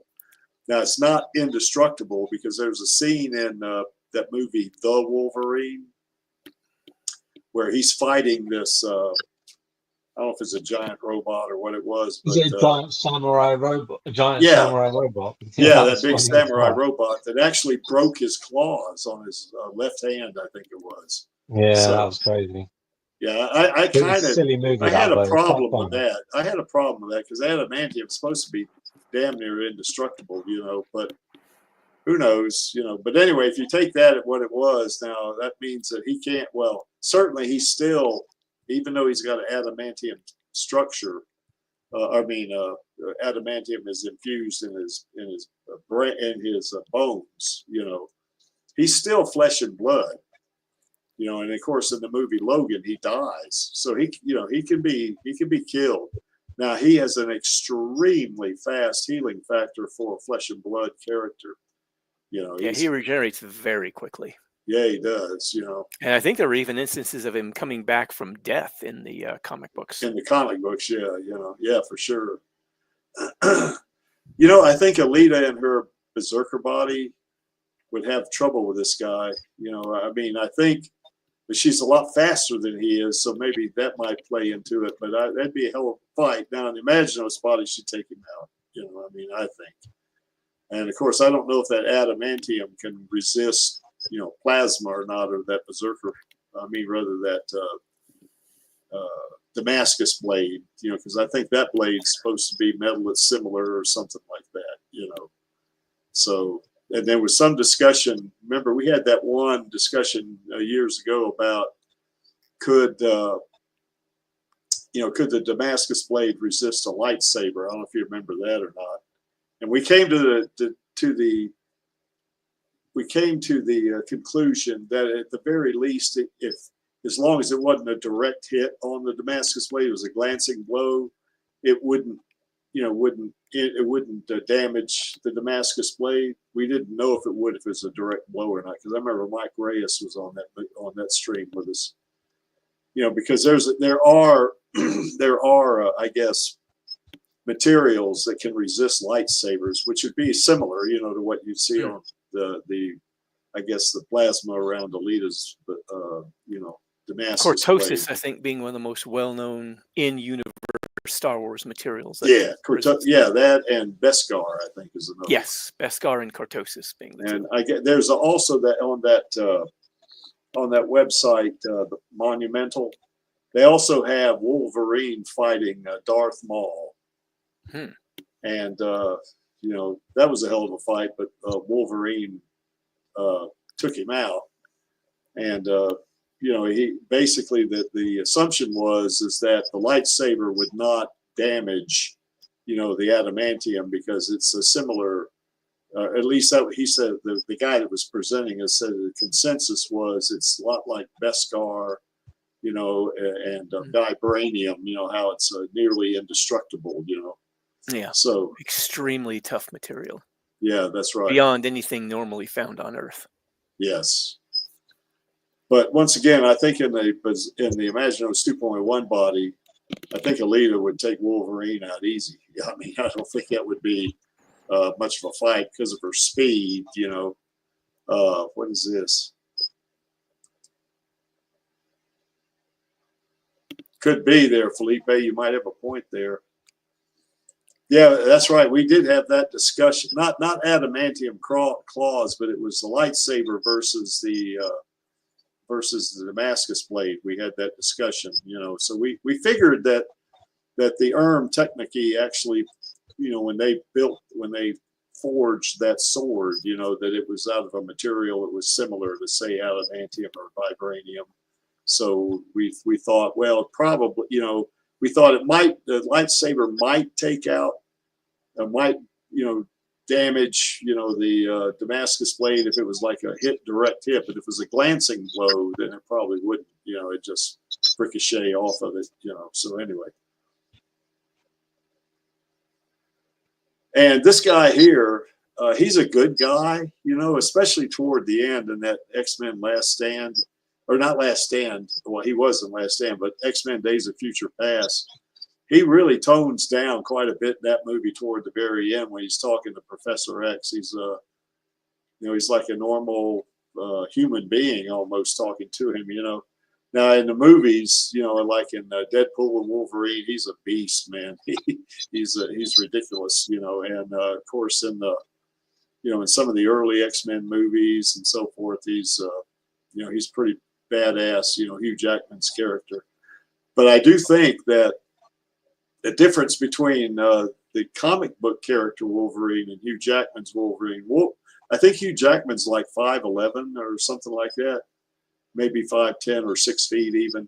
But I think Wolverine in the comic books is something like 5 feet. You know, he's a small guy, you know. But he is just jacked beyond belief, and he's got that adamantium all through his body, so, and his bones, you know. So very difficult to take this guy out unless you're Magneto. You know, Magneto can handle this guy easy, you know.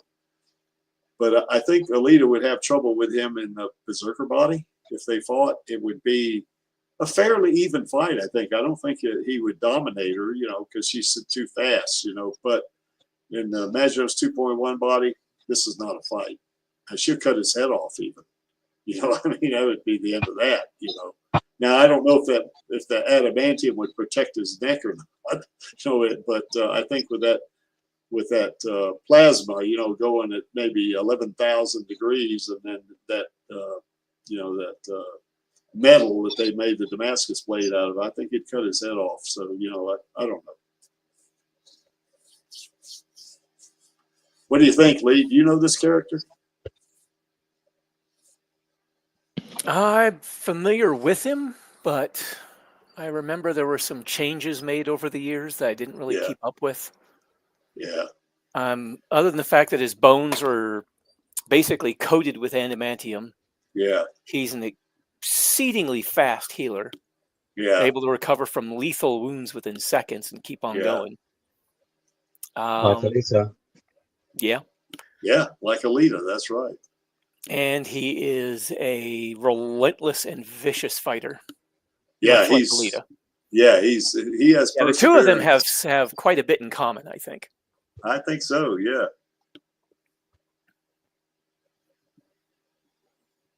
Well, he and there's some in the comic books, Wolverine actually fights Hulk, Mhm. and that's a hell of a fight, you know. I Because remember somebody mentioning an incident where the two of them fought and Hulk ended up eating Wolverine.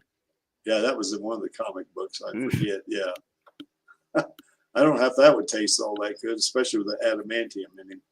Yeah. So anyway, yeah, this guy's he's pretty good, pretty tough. He was always my favorite character, and he got the perfect send off with that. What was it called? What was his last movie called? Deadpool and Wolverine, or No, don't even remind me of that. I mean, Logan. where he died. Logan, yeah. Yeah, Logan. That Yeah. was just the end of comic book movies for me. Well, he comes back though. In Yeah. Deadpool. That doesn't count. Well, that was the alternate universe version of Wolverine. Yeah, that's just a load of comic book nonsense. Logan was like really well done, really emotional. It was really the end of an era, and now everyone can grow up and just forget about comic book movies. Yeah, but you know what though, Vladi, in the comic books, Wolverine does die and he comes back in the comic books. So it's what? not unusual. Like I said, it doesn't have to just be movie comic book. It's still comic book nonsense. Well, in Deadpool and Wolverine, he actually wears a spandex suit just like that on the left. It's pretty cool they did that, I think. Yeah, well, that's the end of X-Men for me. That certainly won't be watching any Disney reboots. Well, there is one Disney movie I'll watch when it gets greenlit. Yep. For sure. And as that's like, he was probably my favorite X-Men character. Yeah. I think Alita would like his like attitude.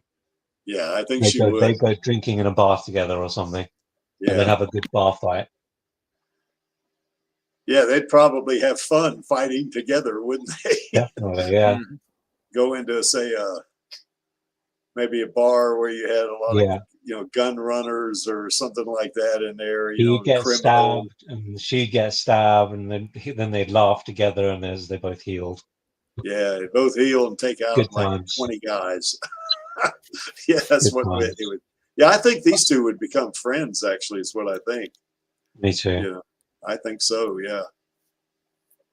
And on that note, because that's like the main one that I like to read, I'm gonna head off to bed now. Have we got many more slides left?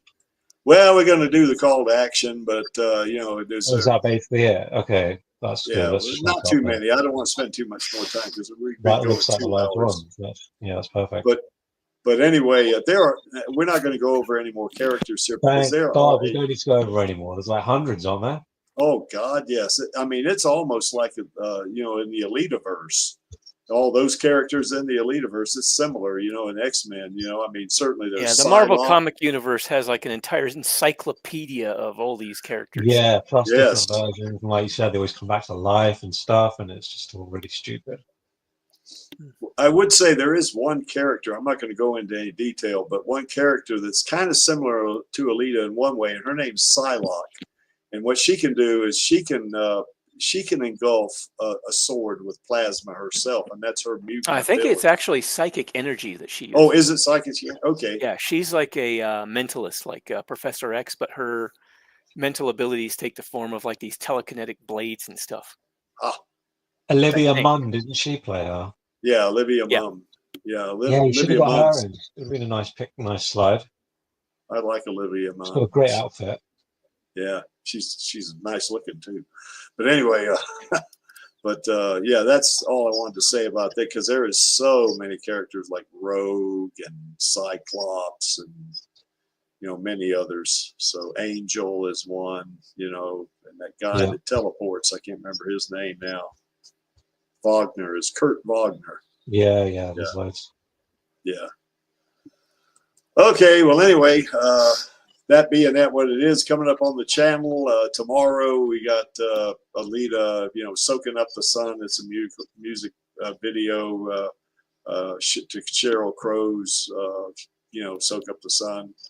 And I haven't figured out yet what the next two after that, because I had to work quite a bit, this week, so I didn't have a chance to do any videos, and I didn't get a chance to read Lee's chapter 25 either. Reread it and then read 26 or whatever. So, well, you only have to really reread the last very bit in the locker room after the motorball game. That's probably what I'll do. I'll skip halfway down and read that. So, but anyway, and next week we're going to have the Alita live stream yet, and I do not have I don't have a topic, so we'll have to come up with one probably.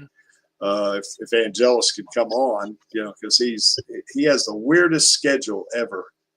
Yeah. Wait, what do we got here? But just one thing about Alita the Killing Angel, reminiscent of Figure 4. So maybe he's Alita's type. Yeah, maybe so. Possibly. Yeah, I think so. I think Wolverine would take Figure 4 pretty easy. I think. Yeah.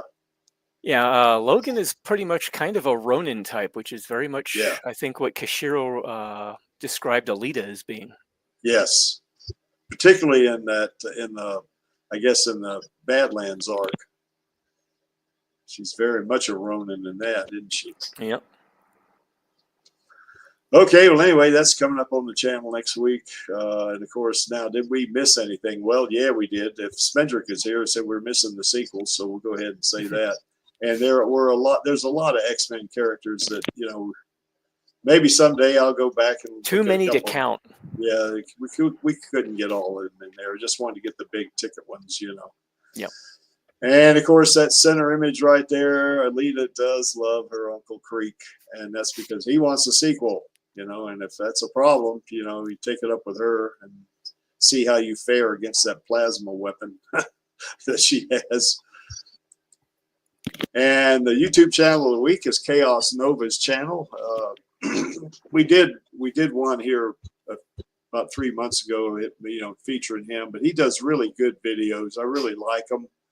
And he doesn't just do Alita. He does, some other stuff, but he mostly does Alita. And I really enjoy it when he plays Martian Memory. That's because he's played that and he's figured it out. And it's almost like you're watching Alita, Of course, it's Galley in this case. Yeah. But anyway, check out Chaos Nova's channel. He does good stuff. And this is our queen right here. And of course, she's an extremely pretty lady, but a super talented actor. I mean, like I say, when Charlie and I went to see her, man, she knocked our heads off. I mean, she is so good at what she does, And I want to give a shout out to El Lamont and Jesse Fisher because they brought Screwhead to life. And what I want to see is Alita and Screwhead team up against Josh Gunn, in a motorball match. So that would be epic, I think.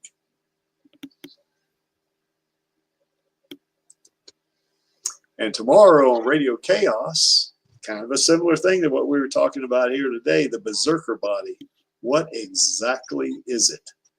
So we're going to have that, I guess. I'm not sure I think Maxie's is going to be the host on this one. But anyway, we're going to have a lot of fun talking about the Berserker body and its capabilities and, how Alita, how it, I guess some of the things we'll probably end up talking about is how it, configures itself to Alita's self-image and the advanced technology and stuff like that. So, I'll have to have a few slides ready for that one, I think. Maybe not 99 slides, so that'd be a bit much, I think.